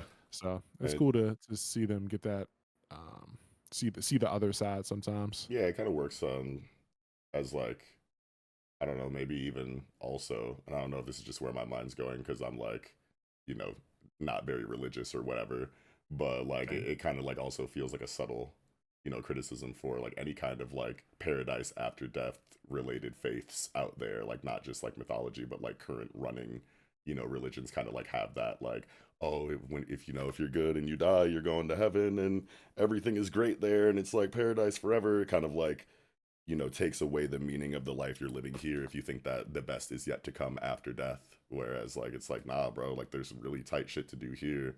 So like don't Yeah. like forget about that, like because you're trying to get to, this paradise afterlife or whatever. And like, I don't know, like don't throw your life away. It makes sense for this, warrior based like Norse myth story, but it also kind of, makes sense in the current time period for like some of these religions that we have that promise similar things, Yeah. I feel after like death. I feel like with like religion stuff though, like people they always are like, talking about how happy they are to be make it to the afterlife, but they're never like, I feel like they're all still always afraid to die unless they're Right. like in a cult, or Right. like the Vikings, they're like, fuck yeah, let's go die. And it's like, Yeah. we're gonna fight or die, and they're like happy about whichever result. But like Yeah. with religious stuff, is like, yeah, they'll say, they can't wait to go and can't wait to be in heaven. But like it's, unless they're crazy, or they're literally like on their deathbed, like they're sick, they had cancer for 30 years and they're like about to die at any moment. That's where they'll be like, it's You're okay. totally I'll right. be in. I guess what I'm thinking of when I say what I said is like the super extreme side of like religion in the form of like, I don't know, like suicide bombers, for example. Like they would Yeah. not be doing that shit if they didn't think there was like more life to be had in paradise afterwards. You know what I mean? Like would they? I don't know. I guess they're just fucking crazy, homicidal maniacs at the end of the day. But I feel Yeah. like that promise in their faith, or that idea in their faith that like, oh, I'm gonna get like 1,000 virgins and smoke weed all day, and get some head or something like that for the rest of time. It's like fuck this fucking earth shit, bro. Mwah, like so. I don't know. I guess that's what I was thinking of when I like said like it's kind of like a subtle critique on that Yeah. in the storytelling here for Oder. But anyway, that is like the positive like thing that I wanted to talk about on a storytelling level. On a negative side of things, I guess technically, I'm like really big on like information delivery and like how that needs to be organic, especially in the beginning of a series. You don't want to feel like information is spoon fed or that like characters are like only saying things to other characters because they know an audience is reading the book. Yeah. Like type situation. I feel like we have like a couple of small examples of that, like not feeling as organic of information Really. delivery as it possibly could have in like these first two chapters. I'd have to like click through and find it. I probably should have like made a note about it when I was first reading it or whatever, but like it wasn't as bad as, other examples that I could list in other series just because you have, Alioki or whatever, the character who's like really passionate about Norse mythology and like all of the spiritual and supernatural like aspects of it and how it ties into like what's happening in the current story or whatever. So it like technically makes sense for her to be kind of giving context and exposition for why things are happening the way that they are in the reality of the story by tying it to Norse myth. But I just couldn't shake the feeling that the the scene was just deliberately for like it was like almost like fourth wall breaking for the sake of an Yeah. audience. And I really need to find like an example of it. Yeah, here we go. Here we go. On page Chapter 13, one. chapter 2, page Uh, 13, you know what I mean? Like I like pretty much just following that dialogue bubble that I had like brought up in the previous segment of conversation or whatever, when she was like, if I was in your place during that last battle, I would have laced my body with that fire and charged forward, accepting that I would burn to death. And everyone's like, yeah, I probably would have done the same too. I'm trying to get this Valhalla shit going. And she was like, but if you had done that, we all would have died. The fortress would have fallen, the enemies would have crossed the mountains, and all of our families would have been murdered, you know. And then on the next page, she's like, but you believed in life over all else. That's why the spirit answered your call and you were able to protect everyone. Like, that seems like, you know, a specific explanation, you know, for what, you know, had transpired, kind of dressed up in this, you know, poetic, you know, Norse mythology related kind of explanation that Alioki kind of like came to the conclusion of because of her relationship with this lore and myth and, you know, culture or whatever. But, you know, so it's not like that crazy, but it just felt like it yeah. was like, you know, kind of like a spoon fed delivery of like, okay, so just in case you didn't know, this is why that happened. Okay, audience? All right, moving on. You know what I mean? But Yeah. but Yeah. it still was, you know, handled a lot better than other series have done. Yeah. I feel That like it where was it's it really was bad. Yeah. done better than it could have been, and it kind of like, you know, that character's kind of unga bunga. So you have fire. If I have fire, I run in. Yeah. So Yeah. you have fire, you fight sword. Yeah. But yeah, I like. But yeah, Oh, wait a minute. uh, Okay, actually, I had completely forgotten that in chapter 2. Are we just going into chapter 2 hold on, now? hold on, Yeah, yeah, hold on, hold sorry, on, hold on, sorry. hold on, hold on. Sorry. So yeah, just I guess one more thing before we jump into chapter two. The fairy thing. Like, what did this character design and the name? Like, so at the end, what is this page 54? We got her name, and it's like Fylgja, and it's like, I don't know how to pronounce this. I want to say it's because J's make Y sounds. I guess I Yeah. want to say it's like fire or something, but it's like Fisia, Fosia. So like, what is LGJ in tandem is just it? crazy, like Yeah, consonant string. It's just like, bro, how am YLG. I supposed to fix my lips to say this shit, bro? Like, I'm like Yeah, a nigga from the city in like modern day America. Like, come on, man, fuck. It's like cool. Like, I love like, different cultures and shit like that. Obviously, I'm not like, man, this ain't American enough for me. But I'm just like, yeah, fuck, but dude. like, Like, I have to say these words all the time in these reviews, and I'm gonna butcher them constantly. yeah, it's like, yes, I am a dumb American. Please put a translator note here to say Oh like, god. pronounce it this way. Yeah. Nah. Yeah, Okay. like, So let me what? know how to say it. Right. What page did you say it was? 54. It's like the 54. last 5 or 6. Yeah, the last 3 pages. Oh my god. Fuck, dude. Manga Plus is so ass on Mobile. no Uh, on desktop or PC or whatever. it's, 54. it's going fine for me on desktop, but I had to like turn off my Wi-Fi to use it on mobile. Manga Plus has been going in the shitter. I don't know what's going on. Yeah, there's just like certain times where like the OS is just like, we can't do this, and it just like freezes or some shit. Okay, Yeah, so 54. when she stretches the Uh, bottom panel, she's like, "My name is." Fibble Fip. Hold on. 54. What? It's like third from last page. Okay. Feel Filgia. Filgia. Figia. Man, fuck Fil- you. Yeah. Fire. I want to say it's like fire, but like, Yeah. I like that a lot more it's, because she's like fire, yeah. but But you like, know, yeah. It's Filgia. yeah. Cool design though. It looks like she's like coming from his like back or whatever. So she's she's just coming from his, I guess, his spirit. So this is cool. Yeah, she's got I a like lot her going on design. here. She's got 4 arms. She's got like this kind of these crowy kind of hand glove things. Like they're like, it's like charred. You Yeah, know, she's got like a flame halo going yeah, on. yep. Fucking yeah, this shit is sick. This is Yeah. very good character design stuff going on here.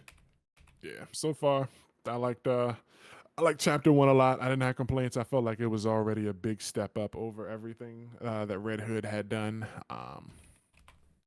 the action was great. We had like 4 or 5 really good like double page spreads in chapter one, and I'm here for it. So hopefully this one does well, and we can continue to talk about it on the show.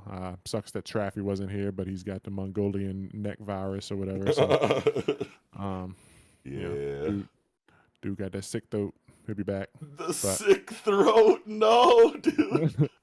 yeah, but that's I guess it for that was supposed to be a short talk about chapter one, and we talk more about chapter two. But There was you just ready to that much jump to in there? chew on, man. Like there was a lot going on in that first chapter to kind of dissect and pick apart and Yeah. analyze or whatever. Yeah, it was a girthy one, so I guess now we can jump into chapter two. All right, so now for this portion, we will be talking about chapter two of Odor or Otter. What were we saying? Odor of the Flame. Odor. Yeah, I'm sticking with So odor. Odor, yeah, because I wanted to call him Otter, but it's Mm. like nah, Odor sounds more I'm just like Viking. thinking about like yeah, like the history of Viking or Norse names that I've seen, and like also like how the voice actors are going to be pronouncing it. Like if it ever gets an anime or something like that, it's just like Yeah, everything is pointing to odor right now. yeah, yeah. So chapter two, good chapter. Starts off with the Fiolja or whatever, fucking with the food. And she's cooking it, but he's like, oh, we gotta make sure we put herbs in it and shit. And it's like, okay, it's cool. He's still gonna be a cook. He still cares about food, Hmm. and like that's cool that we're gonna. I feel like we're gonna see him like caring about food a lot, not just like being on the battlefield. Like he's gonna be the one making sure people are eating and shit. Just like I Yeah, mean, there's that's going what to he be a was good hired balance. for. It seems like of Yeah, food concept and warrior concept. Yeah. yeah. It's his like hobby or whatever, or hobby slash job. What he does outside of being on the battlefield, but this was a cool chapter. I know I'm gonna reference some things from chapter one again. Also, now that like there's stuff to talk about for chapter two, but like, um, I mean, they're talking about the winter spirit here, and she says this cold is all the work of the winter spirit. The one who brought it to life was the ruler of the ice kingdom. So we got more spirits, Hmm. and I think that's cool. But like in chapter one on that first page, you kind of see they're talking about like the legend and like the evil king or something got taken down, and like there's like multiple kind of like colored characters. There's like a fiery one, a water one. It looks like there's like 5 elements, and it looks like ice, wind, fire. There, it looks like one is like light or something. You don't see like a character in it, and then you got like the brown, which is I guess the person. So I feel like I, I was thinking like at least when I saw chapter one, like he might end up being kind of like an avatar. Like Mm. he might come in contact and like befriend multiple spirits, but like it says of the flame, so it's like at the same time maybe not. Maybe he'll just be the fire. But I mean, Aang was still originally, true, an airbender or yeah, true, whatever. true. So he could be like a firebender, but he could be the avatar with all these other things. But um I want to say like that this ice kingdom, like maybe the winter spirit isn't like bad or whatever. They're probably like they've probably found it, awakened it, and like are forcing it to do something. So like he might befriend this ice spirit. But I'm just thinking about like when I'm thinking about the long term for this story, and like if the ice kingdom is defeated and all this like snow goes away and like it's just like basic, they go back to green grass and stuff like that. They get out of this fucking eternal blizzard. Like, is that a thing? Like, are we gonna be seeing, like, are we gonna go to a regular time and it's no more snow and it's just like regular seasons and like maybe Yeah, Otter I goes could to like a definitely see that. kingdom? Like, is this story really always going to be just an eternal blizzard until the end of the series? Like, probably not. Like, we're gonna get Yeah, some pastoral, verdant landscapes and settings and whatnot. I would assume in the future, even if like they don't defeat the Ice King or whatever, and stop the blizzard. Like, we might just like go to a location unaffected by this for one reason or yeah, another, and then spin the block and come deal with it later. yeah. I'm feeling it. I'm liking it. I want to see other kingdoms and other elements and stuff because like if there's a fire spirit, if there's a winter spirit, there's probably a wind, there's probably a lightning, those type of things. I want to see what those are about. Yeah. I can't stop looking at this panel on in chapter two on page 6. The silhouette of this. I don't know. Is this the Ice King? I have no idea. But they're talking about the Yeah, Ice yeah, Kingdom here. It looks a lot like, the Ice King's design from Adventure bro. Time, but like it's it Yo, takes I itself more tweeted that. seriously. Yeah. And Yeah, and the finally. Ice King from Adventure Time's design is probably based off of, this myth, in the first place or Yeah, whatever. So yeah. that's probably just like a design that's always existed and they just like threw it in a cartoon or whatever. But I couldn't help but think of that. I'd never seen it before, you know. Really? You never seen like Adventure Time? No, like I had never seen the design, before Adventure Time's Ice King. So Okay. like yeah, I had never seen a character, or whatever drawn in any kind of like way like that, like for the reference. So like seeing it here, I'm just like, oh, okay, that's probably I was like connecting dots. I was like, oh shit, okay. Yeah. Now that we're like talking about it, because I was gonna say that too. It looks just like the Ice King from Adventure Time, but in Adventure Time, his power was in the crown. So I wonder now if like the power of the Frost Spirit or whatever is gonna be in this crown, and like if they take it off of him, does he just have a different personality, or like is it kind of like a possession thing? Like he puts on if Oder puts on the crown or whatever, will he now like have this snow magic and shit or something, but probably Mm. not. It might just be a spirit floating around just like it is with Otter or whatever. Oder. I'm never gonna fucking be consistent with the way I say that name. Gotta just choose one and lock in. Yeah, nah, I can't do it. But yeah, this is another cool chapter. And they're talking about like the risks of using this power, turning your limbs into ashes and shit. And what do you want to use your limbs for? And he's like, I wanna use this flame to heat up everybody else's limbs. So I want to keep my homies warm, and make sure that their bellies are full, and defend my people. This is cool, main character stuff. Yeah. And he like picks up on the power like right away too. Like I don't know if this is just because like of his relationship with with fire as a cook in general, but like he kind of like jumped to the conclusion like, okay, so how can I manipulate this in different ways now? Like you just got this power like 5 minutes ago and like made a sword out of it, but he's like already kind of like intuitively going like, okay, can I do other stuff? Maybe. Yeah, What if I just do this? And like he kind of like makes a spear out of it, which like harkens back to the conversation that we were having like at the beginning of the segment, really about like what other weapons will he kind of be able to conjure. And I had completely forgotten that he makes a spear yeah, yeah. in chapter 2. That's hilarious. But it's really cool in the design of the spear. I don't know if this is on the sword in chapter 1. I'd have to like go back and look, but there's like totally like a rune in the head of the spear when he Pretty sure the when he sword did manifests not it. have anything like that. Yeah, it's like a Norsey rune or whatever going on in the spearhead. That's just sick. Yeah, super cool. And he tosses that shit like he's in there. Like this, like I was saying, like Velo in the first couple chapters of Red Hood did not do anything like this. And like the Kawaguchi is showing like he's making sure that like and feel that the main character of this story is cool. Like he has this guy doing some cool shit in the first 2 chapters already, and lots of double page spreads for him, like lots of fucking dope angles and shots, like him slapping his hands together to conjure the flame or whatever. It looks like uh, it reminds me of like the spirit sword from fucking Yu Yu Spirit Hakusho. Like sword. this Yeah. is this is cool stuff, That and is he super just similar to how he kind of like manifests that Kuwabara. Yeah. yeah chucks it like a spear. And oh, my wife about to start taking tests, so I gotta lower my voice, y'all. But this is cool stuff. This is my battlefield. More we got more information from the fire spirit. Yeah. At first, I was like, is it weird that he, is kind of immediately this adept with the ability that he just got? But at the same time, it's like this is good. It's chapter 2. This could just be the author saying like he's got really high intuition, and he's always been very passionate about cooking and fire and wanting to be a warrior. So like, of course, his mind kind of like goes to this, at the beginning of the Yeah, next conflict or whatever. But yeah, you think that typically the way that this is kind of like handled is the character gets the new power, it kind of activates, for one reason or another in the first chapter because they're under like duress or, they're just really, really determined or something like that, and then the power yeah, activates, but they don't really have like a whole like grasp on it. You know what I mean? They're just like, what the fuck is this shit? How did I get here? Why am I tight now? Like, and then, you have to have like another character kind of come in and say, okay, so you got the power system now, so check this out.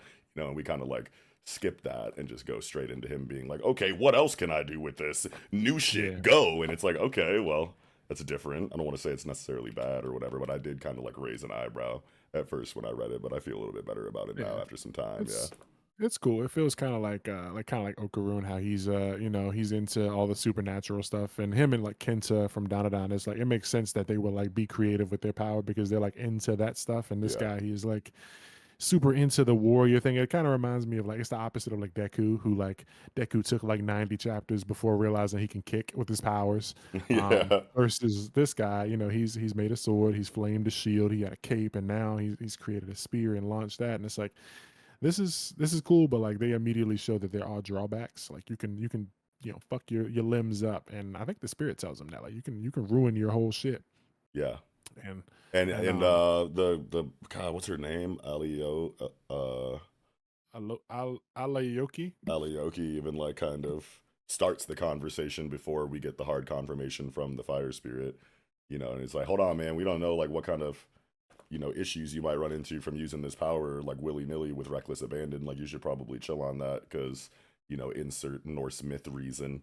You know what I mean? Like it was conjecture, I think technically, like when she was talking about it, but it ended up actually being relevant because the fire spirit Yeah. confirms it in this chapter. But It also is a thing that like nobody like you're saying like normally somebody will have a power and then they'll find somebody they'll be like you can do it this way too, but like in this universe, at least for now, there nobody even knows that this is a thing, so there is no one who can teach him. Like nobody can tell him how to be a better firebender because they thought that this shit wasn't real. Like he's like, oh wow, I never seen a spirit before, this is crazy. right. I thought that they were only the things of legend. So it's like these people are shocked to even see that this exists. So Right. it's not like there's another fire teacher he can go talk to. But at the end of the chapter, we do get the whole like, yeah, you gotta go holler at old man Rumpelstiltskin because he gonna teach you how to be a warrior. He gonna teach you that shit. Yeah. And like I said, I Because that really makes like sense. that. That's a happy medium. You know what I mean? Like, he might not be able to tell you how to be a firebender, but like, you're kind of new to this warrior shit. Like, yeah, you got a cold blooded, weapon, I mean, at your disposal now, but like, you still kind of need to refine your fighting style, whether you have Yeah, superpowers or not. So you might as well go fuck with dude. Yeah, that's really cool. yeah. Go get some training. Don't be like Asta, yeah. Don't just swing a heavy blade around.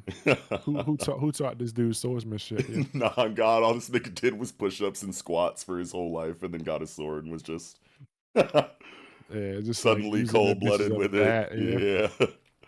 Yeah, it's like you could have did that shit with any weapon in the world, it just happened to get a sword.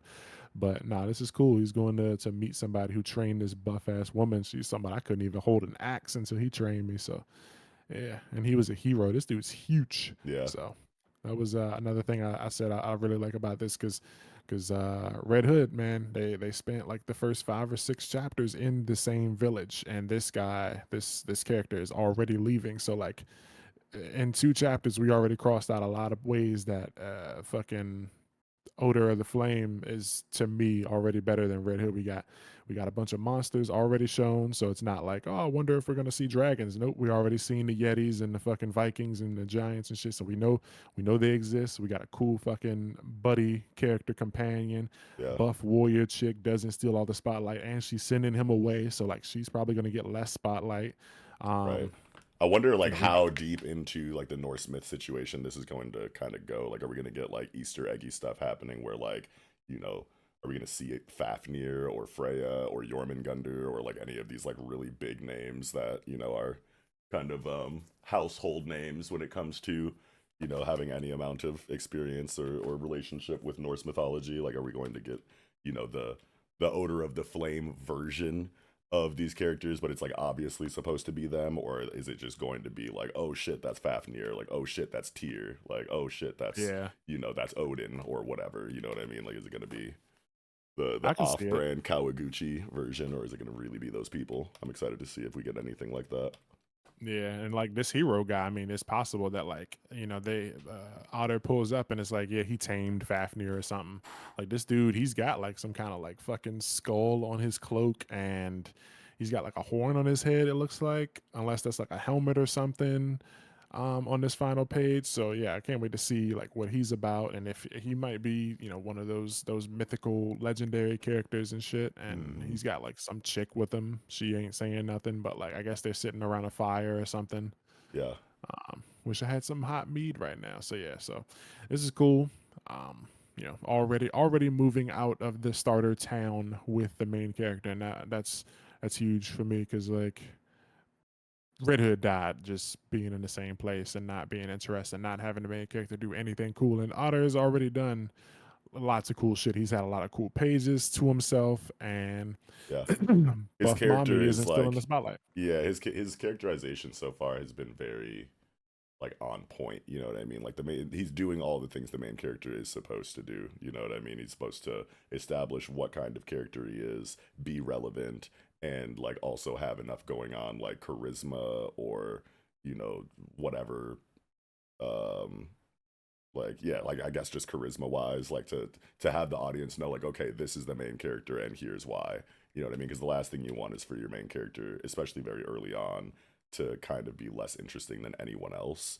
But you Yeah. also don't want him to be like so, it's all about him that like no other characters matter because then that hurts like immersion to a certain degree. I want to say and like Yeah. yeah, I feel like it's a good a really good balance by having this fairy character, this spirit, because it's like now it doesn't feel like she's obviously not like a fan service character. She doesn't have like big flaming boobs or anything. So it's like she's cool, she's cute, and she's like, she's a young spirit. She's gonna be his buddy, so they're gonna be like best friends and shit. So it might be a point where he might be away from these Vikings that he's been uh he's been working with for a while. Like we might not see these guys for another 10 chapters if he goes and trains with the hero and then goes on his own for like his own little arc or whatever.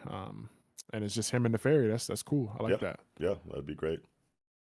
Yeah, this is good stuff, and he learns a lot about his powers. I wonder if he'll be able to fly. That'd If be that cool. is a situation where they kind of do go off on their own, separate from the rest of the cast that we've seen so far in the first couple of chapters, I wonder because, like, obviously there's going to be a next extremely relevant main character that's introduced after something like that. And do you think that they're going to go like rival route? Do you think they're going to go like love interest route? Do you think they're going to go like someone eventually is going to have to come in and be the deuteragonist or whatever in that event if Alioka or whatever her name gets left behind on this island while Oda goes off on the adventure with the fire spirit.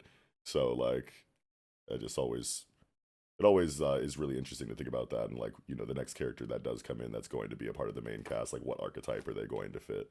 You know what I mean? Is it going to be Yeah, like some kind of like tsundere situation where it's some like tomboy, tough guy, shit talker that's like tied to the main character but like has like a dysfunctional family, like argumentative combative, like dialogue comedy situation? Or is it going to be like a, oh yeah, well, I'm a warrior too, and I'm a young boy who wants to be a warrior, and you're a young boy who wants to be a warrior. Like, are we best friends? Are we rivals? I don't know. It's just like always like interesting to think about like what new characters will come in and like what role they'll play in relation to the main character. yeah. I wonder, like if there will be if like we can get a rival, like a friendly kind of rival character, sort of like someone like Kubar. Yeah. Um, but like maybe they also are a cook and they like feel like they can cook better. Like Yeah. he cooks one way and it's like you cook Italian, I cook fucking Mexican or some shit. And it's like we cook different dishes. Or like maybe it's like a musician because these type of gangs or whatever, they usually like to have their fucking their people for different roles. So like they might have a musician, a guy who does the fucking Viking songs and shit. So I can see them meeting a character and he like plays a fucking, I don't know what the fucking Norse instruments are, but Yeah. maybe like a bard or something. Yeah. Like a Um, harp. yeah, something like I can see, but like, do they have powers? Like, does his rival have like a water spirit, or are they just like tight with the sword? Like, yeah, I don't know. I just gotta wait and see. Yeah. Wait and see. But yeah, first Yeah. two chapters were good. Art was good. Saw some people saying they thought it was rough, I guess, with the fire. I think fire is a element that's always kind of tough to draw. Yeah. Um, but I feel like so far it's been done well. I don't Yeah. think it's too messy. And it's not like explosions. Right. It's just the fire is drawn. It's pretty good. It's It good. I definitely think it's gives off like a feeling of like heat that's almost like palpable, like, kind of comes off the page. It kind of like does, like, I don't remember too many times where fire is drawn in such a way to where I am almost like phantom limb, like feeling it, like, you know, coming from the comic book. You know what I mean? So Yeah, like I really like it. I think it's obvious, it's obvious to tell that it's fire. It's got a very good like, aesthetic consistency to it, to where like, when we see the art go do this, you know what I mean? Like we know that it's like, oh, okay, this is fire happening right now, where it's not like, so energetic or crazy that it's like, okay, what's happening here? You can still kind of follow everything that happens, and it's just a really cool detail to yeah. add to the firepower. Yeah, just like these I like stark that it's black, like smoky streaks to everything. Yeah, I really like that. Like pretty much every time the main character is on the page, the fire is on him too. Like whether it's just like a little flame, like floating off a piece of his hair, or like maybe his shoulders are on fire or something like that. yeah, Pretty much at all points, there's always fire on him. Even like he's not angry, he's not like doing anything. He's just kind of standing there, and the fire is just like on him. And yeah. it's a cool detail to just always be on fire. Reminds me of Fire Punch. Yeah, and it's just a good way to like remind the audience that like this is what fire looks like in this series. So like Yeah, when shit starts exploding, like you can like, I don't know, maybe because of like pattern recognition, kind of like be able to follow the action a little bit easier. yeah, yeah, and it'll get better. Like just as the manga gets more experience and used to drawing or whatever. But Yeah. yeah, I hope this sticks around. I like it a lot. Both two first two chapters were really good. IMO. Yeah, I'm here for it. Loving it so Yep, far.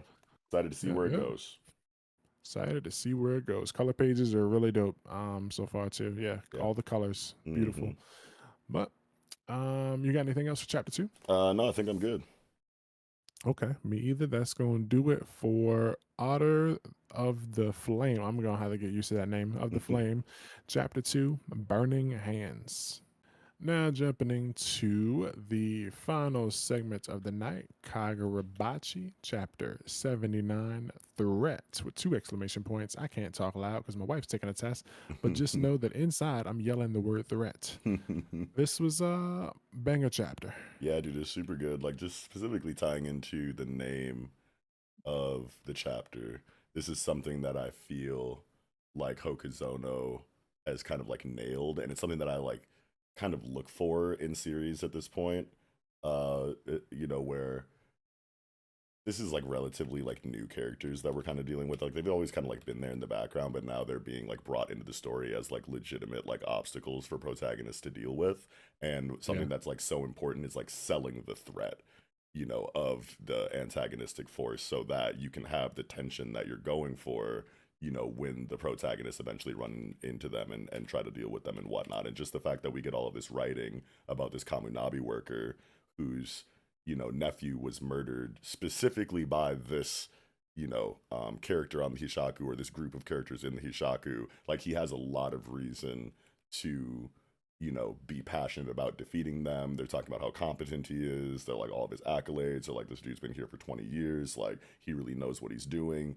Like this dude is not to be played with, basically. Like there's a lot of reason to be confident in his abilities in this exact scenario. And then boom, all of a sudden you get the scene where um it's like, oh shit, that's the dude that killed my fucking nephew. And oh Yeah. shit, like, he's actually, hold on, let me find the actual situation here where he's like, focus on commanding on page 10. They're here. Don't tell me he picked up on that subtle energy. Mhm. Like that's like a big like, like feat already that they're kind of giving this guy. Like this dude's attention slips for 1 second and suddenly the antagonist knows exactly where you are, exactly how many of you there are. Like that's really fucking scary. You know what I mean? Like that they're that, competent in that way, and with a big smile on his face, like this is easy, just this is another Tuesday, like this is just clocking into us. You know what I mean? And it's like, okay, hold on, calm the fuck down, this is actually fucked up and we have to engage these niggas now. And he's like, no, actually they're pitiful insects, they're not worth our time, let's just keep going. And he's like, oh my god. And then like internally he's like, I felt relief. It's like, I have every reason to hate this guy, I'm out for revenge, I'm in my element, I just got like talked up for being this like highly competent Kamunabi member, but this dude just aura blasted me so crazy that I almost shot my pants, and I'm like happy that he's leaving me alone right now. Like my nephew's murderer spared my life. Thank God. I'm so happy right now that I didn't have to actually tussle with this. And again, it's like, okay, now you've properly sold the threat of this character in like 5 pages. You know what I Yeah. mean? Like now everything that comes afterwards is that much more tense because of this moment in this chapter. Yeah, that was a really he did a really good job selling the threat on this character. And then I mean the way he looks is just ridiculous. Like he looks like the Joker.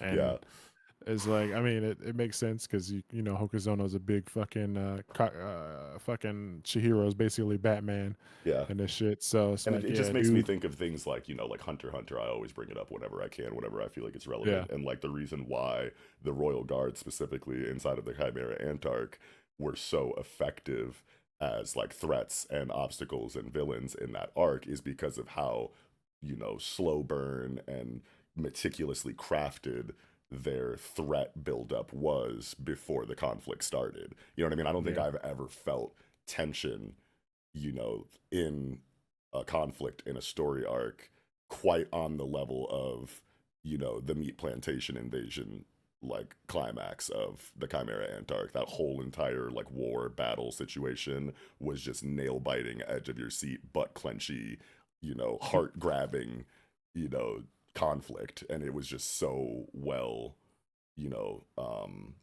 done because of all the setup that and all of the writing that those characters kind of had before they got busy. And it's like ever since then, I'm kind of like looking for, and you kind of like get that in stories like Berserk too, and like, like a lot of stories have kind of brought that level of tension to a certain degree, like to the storytelling. But I feel like it's just like kind of rare, especially in like, you know, the more contemporary battle shonen landscape. I feel like it's been a while since I've seen threat setup executed this well in like Yeah. in a newer story. You know what I mean? And then all of that just for them to get fucking pounded into the dirt by Azumi. Yeah, bro. Yeah. Executioner Soshiro Azami. In the counter sorcery land forces, he rose to the rank of colonel at the tender age of 18. That's a great setup for him, too, because they literally just had like a moment in this chapter where they're talking about originally, before the Seitei War. They were just called like the counter sorcery army or whatever, and it kind of operated the way that the regular military does. But before like everything kind of updated to the system that we have now, a person's former rank tells you a lot about their abilities, and you actually get the hierarchy breakdown. You know what I Yeah. mean? It's like colonel is like second tier from the top, the very highest rank in the second tier from the very top where the big dogs are at. And this nigga's like, I don't even need no gloves. I'm about to handle these niggas but barehanded. It's all good. This is just another day for me, basically. And it's like, oh, okay.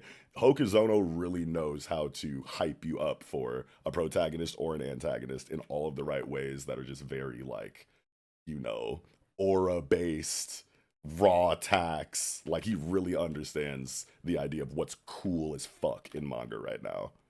Yeah, and like they talk about how at age 18 he was the colonel, but this other guy, like he was talking about, back then I was second lieutenant. So Azumi was already like 5 ranks higher than this dude, the pencil pusher guy or whatever, Yeah. who's like who was, shaking at his boots at the sight of these dudes. But bro is different, yeah. I'm fucking hyped to finally see him making moves. It's crazy that we're seeing him fight before Shiba, yeah. It's Yeah. actually nuts. Yeah, nah, for real. And I love how they kind of like saved him for a moment like this because he was always kind of like in the background. Like he did like a couple of things, in the earlier storytelling that let you know that he was cold blooded, but like the Yeah. payoff for kind of saving him and putting him in the background until this moment is just really well done here. The fucking narration. Azami's fighting style is assault and battery. That's I a love it. fucking amazing way to say that. Like that's raw as fuck. Like that shit like gave me goosebumps a little bit. I'm like, nigga, that's cold blooded, bro. His fighting Bro. style is assault and battery. The enemy's small tricks don't work against sheer power. Doof fucking launches him into the fucking ground, and then you see that his head just got like completely evaporated in that attack, like panels later. And it's like, oh my fucking god. And then you have the actual Hishaku guy that's just like, okay, nigga. I see you a little bit. And it's like, oh, okay, you're not worried about that? Okay, you're tight too then, Mr. fucking Samurai Tom Selleck mustache man. What do you got? Yeah, and it's crazy because this guy was there. He was like, if you go back and look at chapter 1, he was one of the 3 people that was there when Chihiro's dad was killed. You Yeah, can didn't only they see say his that in this feet. chapter though? he assumes it. He's probably Oh yeah. Hishaku, one of the ones responsible for Rokuhira's attack. He doesn't know for sure, but like in chapter one, like they do it in this chapter like three times too, where they just show like a panel with just his feet guards or Yeah. whatever. So like in chapter one, it's the same way. You don't see any of his body besides his shin guards and his fucking sandals. And Wait, they started. I wonder why he would assume that of this character specifically. He's Hishaku, probably the one responsible for Rokuhira's attack. Like, that's true because Probably one. we can go back to Oh yeah, chapter one probably and the one. see Yeah. that. But like how was he able to make that accurate of a connection by just looking at this nigga? Like what? I think. Well, he does say. He says something about interrogating. Yeah, he. Yeah, here we go. He questioned Chihiro in depth about the incident. This is on page 15. So Chihiro probably told him like a samurai nigga was there or Oh, whatever. sure. Yeah, that makes sense. That makes sense. Yeah, but like he says when Shiba detected the attack, he arrived in under 10 seconds, but the Hishaku finished their job within that brief moment. So these niggas showed up, killed that nigga, trashed the house. 10 seconds it was out. Like what the fuck That's kind a of shit really was big they on? deal, man. These niggas are not to be played with, bro. Bro, he just stood there like Sheba just, I mean, not Sheba, but Azumi, he just punched both of these niggas' skulls off their bodies, and he's standing there like, Yeah. like this nigga probably tough. Yeah, I'm like a really big fan of, you know, characters that just get like right to business. They're not about the theatrics. It's like they understand all of the elements at play and be like, all right, they got this Shiba nigga on the team. So when we get onto this property, we have literally 7 seconds to do everything we need to do and bounce before Shiba gets there. And then they did Yeah, that. You know what I mean? It's just like very cool to me, like the speed and efficiency that certain, assassin style characters, you know, kind of get writing for in stories like these. Like that's always like my favorite element. Like there's nothing wrong with, you know, villains or characters that are a lot more flamboyant and theatrical, and hyperbolic with, how they kind of operate in situations like these in stories where they like show up, they have these huge monologues, they explain their power, they like light some random fodder characters on fire, and then finally stands up with the main character and like do some shit or whatever. But like it's like no, these niggas got in and got out immediately. They were not trying to play no games. They don't give a fuck about you know like look at me, listen to me talk. Like it's just like get in, get yeah, out, no and go. And monologue. yeah, and that's just so cool to me whenever that's done like that. Yeah. And all these guys, they know of Shiba and they know of Azumi because, like, the Yura, the nigga in the Hishaku, like, leader, I remember, Hmm. like, 20 chapters ago, he was basically saying that, like, at the height of sorcery is that Shiba nigga, and nobody wants to fight him. And then, like, when Azumi first appeared, like, for the first time ever in the manga, he, like, saved Chihiro from, like, an attack. And, like, another dude was like, whoa, your government? I'm out of here. He just immediately vanished. Like, Yeah. he did not want no smoke. And then there was another time where Shiba and Azumi were like on the roof looking down. I think it was when they were dealing with Sojo, and Sojo was like, "Nah, I'm not dealing with this." Like he just is out. Like Yeah. they know who these niggas are. Their bro pulls up. He's walking in, and they're like standing here at the door. And, they're like welcoming Azumi into the room. Azami. And the dude's like, as of now, 3 enemies entered. The other four haven't yet. The other four haven't yet. So yeah, there's other guys. He's like, thanks for the report. I'll do this shit barehanded. So it's like he normally wears gloves. I wonder if that's some What do sort of the gloves enhancement. do? Yeah. Yeah, I guess he was just like, I got this shit. I'm just like, I'm just feeling good. I'm gonna get my hands dirty. Bro But had then his like, gloves ready too. He's like, "Hey, you gonna need these?" Like, nah, back up, it's, back up. yeah, like here's your gloves, sir. Like, Whoa. but then like, I wonder, like, when he enters the room and they're playing music and shit. Like, is this kind of like a what was the chick name? Uraume? Is this not Uraume, but Udahime type of deal? Like, are they enhancing his strength by playing the music or something, or Oh, is good this just question. like if they're not, is it just like they really just go all out when bro boxes? Like they just No, they I make it mean, a shit, he show. walking into the ring right now. This is his ring entrance music on some WWF shit. Oh, they playing the Stone Cold Ding Steve ding Austin ding theme ding ding song. ding ding ding. Yeah, bro, bust their heads open. Like they got the chains. Bro say, yeah, he's strong. He's finally someone worth. Finally somebody worth our while. I know this guy. He's good. They launched the chains. That nigga do not care and Yeah, they got right fucking on bust business the too. chains. They weren't really about no talking either. They were like, oh, okay, it's this nigga, and then, and they just get right to it. I just love shit like that, bro. Yeah, Azumi is cold. I can't wait for next week. And then what was it? The rule of the threat elimination ground is that the threat die here. Yeah, the Bruh, threats die here. Like that's just such a crazy. like ugh, so well done. The writing in this series just keeps getting like better and better. It like works towards like everything that I specifically come to these kind of stories for. He just like is checking off all of my boxes the more the series goes on. Yeah, and like, bro, I don't care if we won't go back to Chihiro for a minute. Like, On just keep me here God. for a bit. Yeah, Keep me here for a minute. Yeah, I need to see this. we can rock with this POV for a couple of weeks, in my opinion. Yeah, and then like, everybody's hyped that Hakuri got back up, so it's lit. The boy is back. He's Yeah, dude, Hakuri is back. yeah, he finna get active a little bit, but I mean, he probably gonna run into some of the other guys. He's probably not gonna see this fight with Azumi, but like, even if he did show up, like, there's nothing for him to do here. Like, bro got this handled. He finna box up Samurai. So, um, I mean, this is probably a helmet. You know, those samurai helmets be having the mustache on there. So I wonder what this dude looks like under the mask. Or do you think that's his actual face? Um, yeah, I mean, I don't really see like a Hanya attachment on the Kabuto. Like, I think that it's like, I think that's really his mustache. Okay. Yeah, because like typically um, yeah, no, I mean, there's definitely like some shit going on with the helmet, like around his chin, like he's got like a chin strap for it.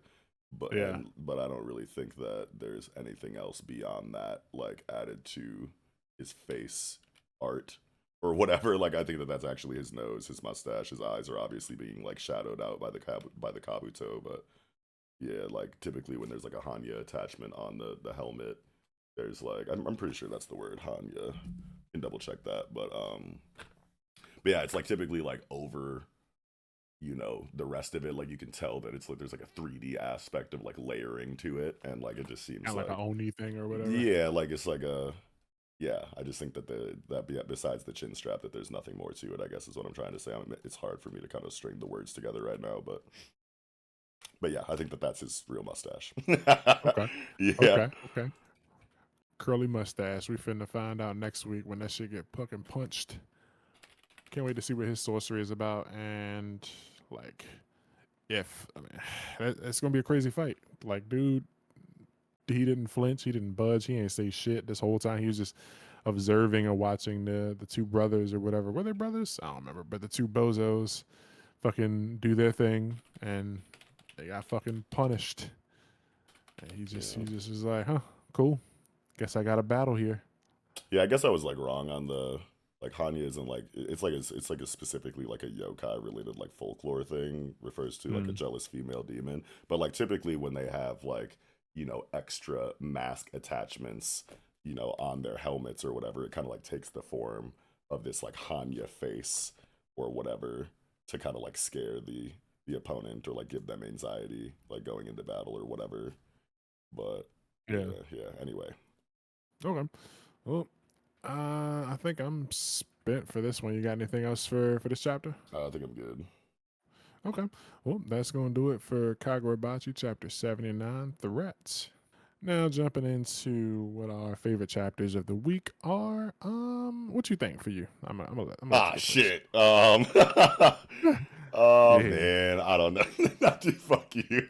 Uh, I don't know, man. I kind of want to say Ichi this week, honestly, Okay. because like typically it's like Kagurabachi, which is like what's been happening in the storytelling for the last like 6 to 7 weeks. It's been really hard to not say Kagurabachi. Like things have just been busting so crazy. But this is like a transitionary period where we're like setting up like a new POV and like Hmm. crazy shit happened, and it was like a really great chapter, but it's like not on the level of like narrative impact that the previous chapters have had, and maybe we'll get there in this POV, but it seems very much so like a setup in a new kind of like area of the story, so it's not as like holy shit Kagurabachi is obviously the best chapter this week. So it's giving Ichi for me, honestly, because it's like, dude, the choreography was so good.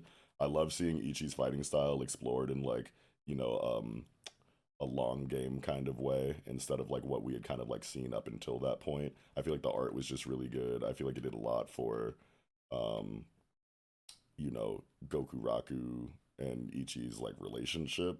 like as far as like how things are kind of like operating with him kind of breaking out of the rage and having a sane moment where he's like, yo, do this, this, and this, and good luck.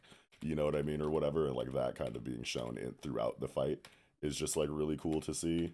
And Mhm. it's just like, this is like the biggest, fight in Ichi the Witch so far, I want to say, on like a, you know, an impact level and like a choreography level, and it just seems like we're in like a whole new territory for action in Ichi the Witch after a fight like this. So I just loved everything about it.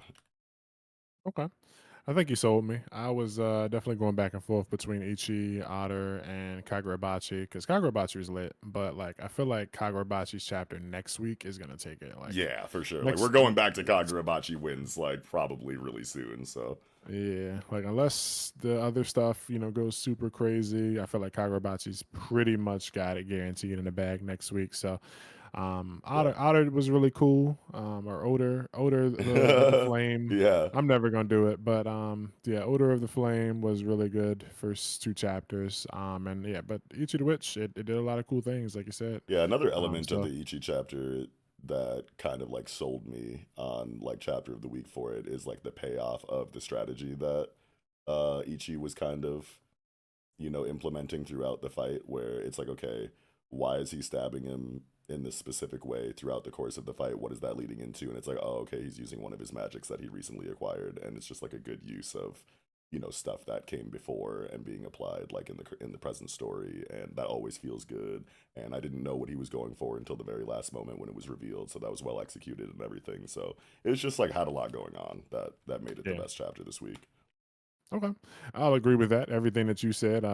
Let's put my name in front of that and say that it was my homework assignment. Hey So yo, you're one of yeah. those. You're one of those partners in high school, bro. Yes, sir. Let's get it. All right. So, Ichi the Witch from both of us. Let's get it. Let's see. So, comments of the week. Just looking at the comments from the previous episode. Just wanted to highlight a few of them. From our boy Mellow Yanis, the ability to make heavy burdens light made me want to sob. Sad as hell. He was referring to the Centuria guy who, chapter. yeah, Yeah. Centuria, and it's like I didn't even think about like the burdens thing. Like that was cool. Yeah, no, that Um, was a really good thought from Mello. Always, he always yeah, has really good shit to say about these stories. yeah. Dude, brain just different, yeah. Yeah, So yeah, that was cool. From Mabinox, Julian handling all these assassins is cool. It shows his improvement. Yeah, Julian is piecing these guys up, taking them apart. But now, this latest chapter, we're gonna see what he can do with this because we got somebody that he already faced before, but like he might not be able to take him down, by himself this time. We might get a team effort with what's his name now? Not Lucas. Arcos anymore. No. Oh, Arcos Atlas. Atlas, yeah. So Yeah, let's see what he can do. He beat Arcos, but let's see what you can do against Atlas, yeah. yeah. I just kind of want to, just in, considering what the comment kind of said about showing Julian's growth.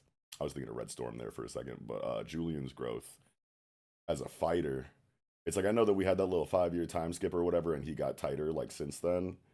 And we're supposed to just go, oh, okay, it's been 5 years. Of course, he's like, a better fighter or whatever. He's been training and whatnot. Like, we should probably get flashback scenes that show what that looked like, right? Yeah. Because Yeah. it's like, like before when he first got the power, he was kind of just throwing haymakers and like seeing what happened, and like kind of like relying on like his base stat boost that he got from the Lovecraftian titty monster, and like the fact that he's like effectively immortal for 100 deaths and whatnot has kind of just been was kind of like carrying him through his conflicts or whatever. But now he's like really, refined in his fighting style and proficient. And it's like I kind of want to like see how he went from, you know, swing in random directions to, this level of competency that we see like in combat. So I guess we don't need it, but now that they brought that up, I'm kind of like, I kind of want to see that You now. think Yeah, you think he'll ever pull like an Andy and just like jump at someone's spear so that they can't run and like crush their head or some shit? Like yeah. he gets himself impaled on purpose, because it's like I got 89 lives left, so he just Right. like sucks one up. It's just like trashes it, jumps at We've like actually had a conversation about this possibility before in Centuria, and I think what I said the first time it was brought up is like that would be raw. like on some like Wolverine, Deadpool, Andy from Undead Unluck like type shit to just like know Yeah. that you're immortal. So you like, you know, put yourself in these like really like kamikaze esque situations in combat because you know that you'll survive through it or regenerate or whatever. That's always raw and tight to see. But with a character like Julian, I feel like he's not in a rush to throw away lives like that from this like collection of like his slave family that he seems to care a lot about. You know what I mean? Yeah. Like every single time he dies, he like goes and talks to them and like has a heart to heart and is like, "All right, I'll see you in Valhalla or whatever."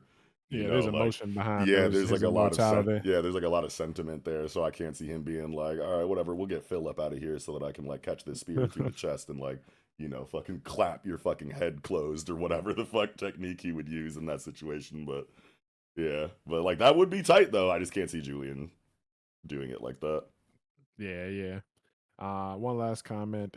What the fuck? Oh, I neglected my brother's 428792. If I said that name wrong, correct me, please. I don't know what that's supposed to say, but it looks like I neglected my brothers for two. You guys should try Marriage Toxin. It's been a huge sleeper for months because it drops the same day as Chainsaw Man, but the cast is great. It has some very creative ideas, and the content has been very entertaining and at times very emotional. Have you ever read Marriage Toxin? Yeah, dude, I was following that shit for a while. I was just like thinking about like where I left off on that. I think I got like somewhere in the 40s or 50s. What chapter is it at right now? I want to say it's like 100 now. I Yeah, was reading yeah, it too. yeah, yeah. I stopped around like 55 when they fought. They were fighting the Wind Clan or whatever, and Yeah, yeah, around there. Yeah, yeah, yeah. I think I yeah, just I stopped haven't read it caring. I since don't then. know. Yeah, like it was tight. Yeah, The action was great.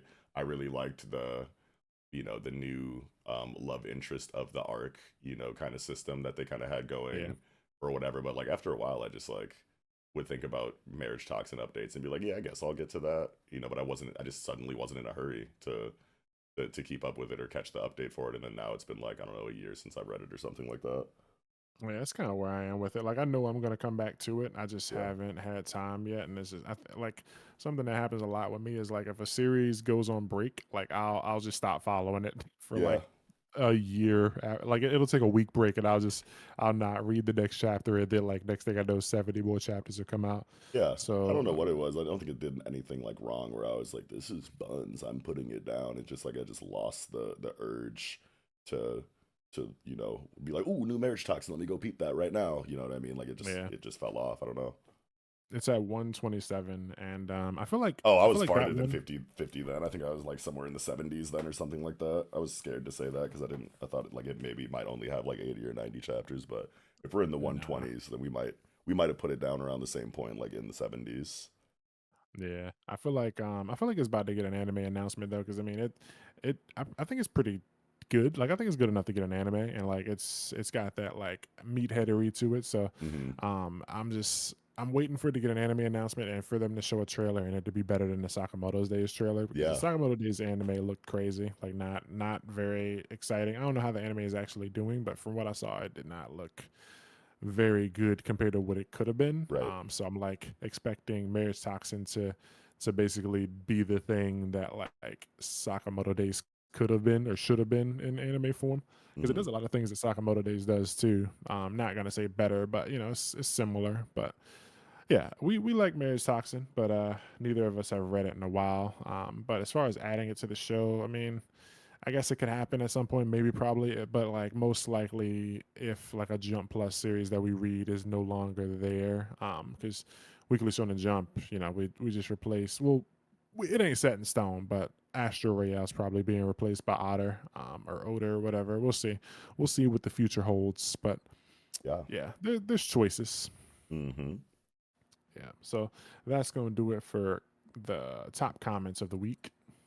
And that's going to do it for Shonen Pulse episode 27. Thank you guys for watching. We had some good chapters. Let us know in the comments down below what your thoughts were, thoughts, comments, concerns, you know, the usual. Smash the like button, hit the subscribe button. Also, if you are sub to my personal channel, I dropped a video this week. It's not manga related. I was recommending an audiobook called Dungeon Crawler Carl, and I had to make sure not to forget because I'm kind of obsessed with it, and I'm doing this thing where I'm just telling everybody about it. So if you have already heard me talk about it, you are not escaping. You're gonna be told again. Listen to the shit.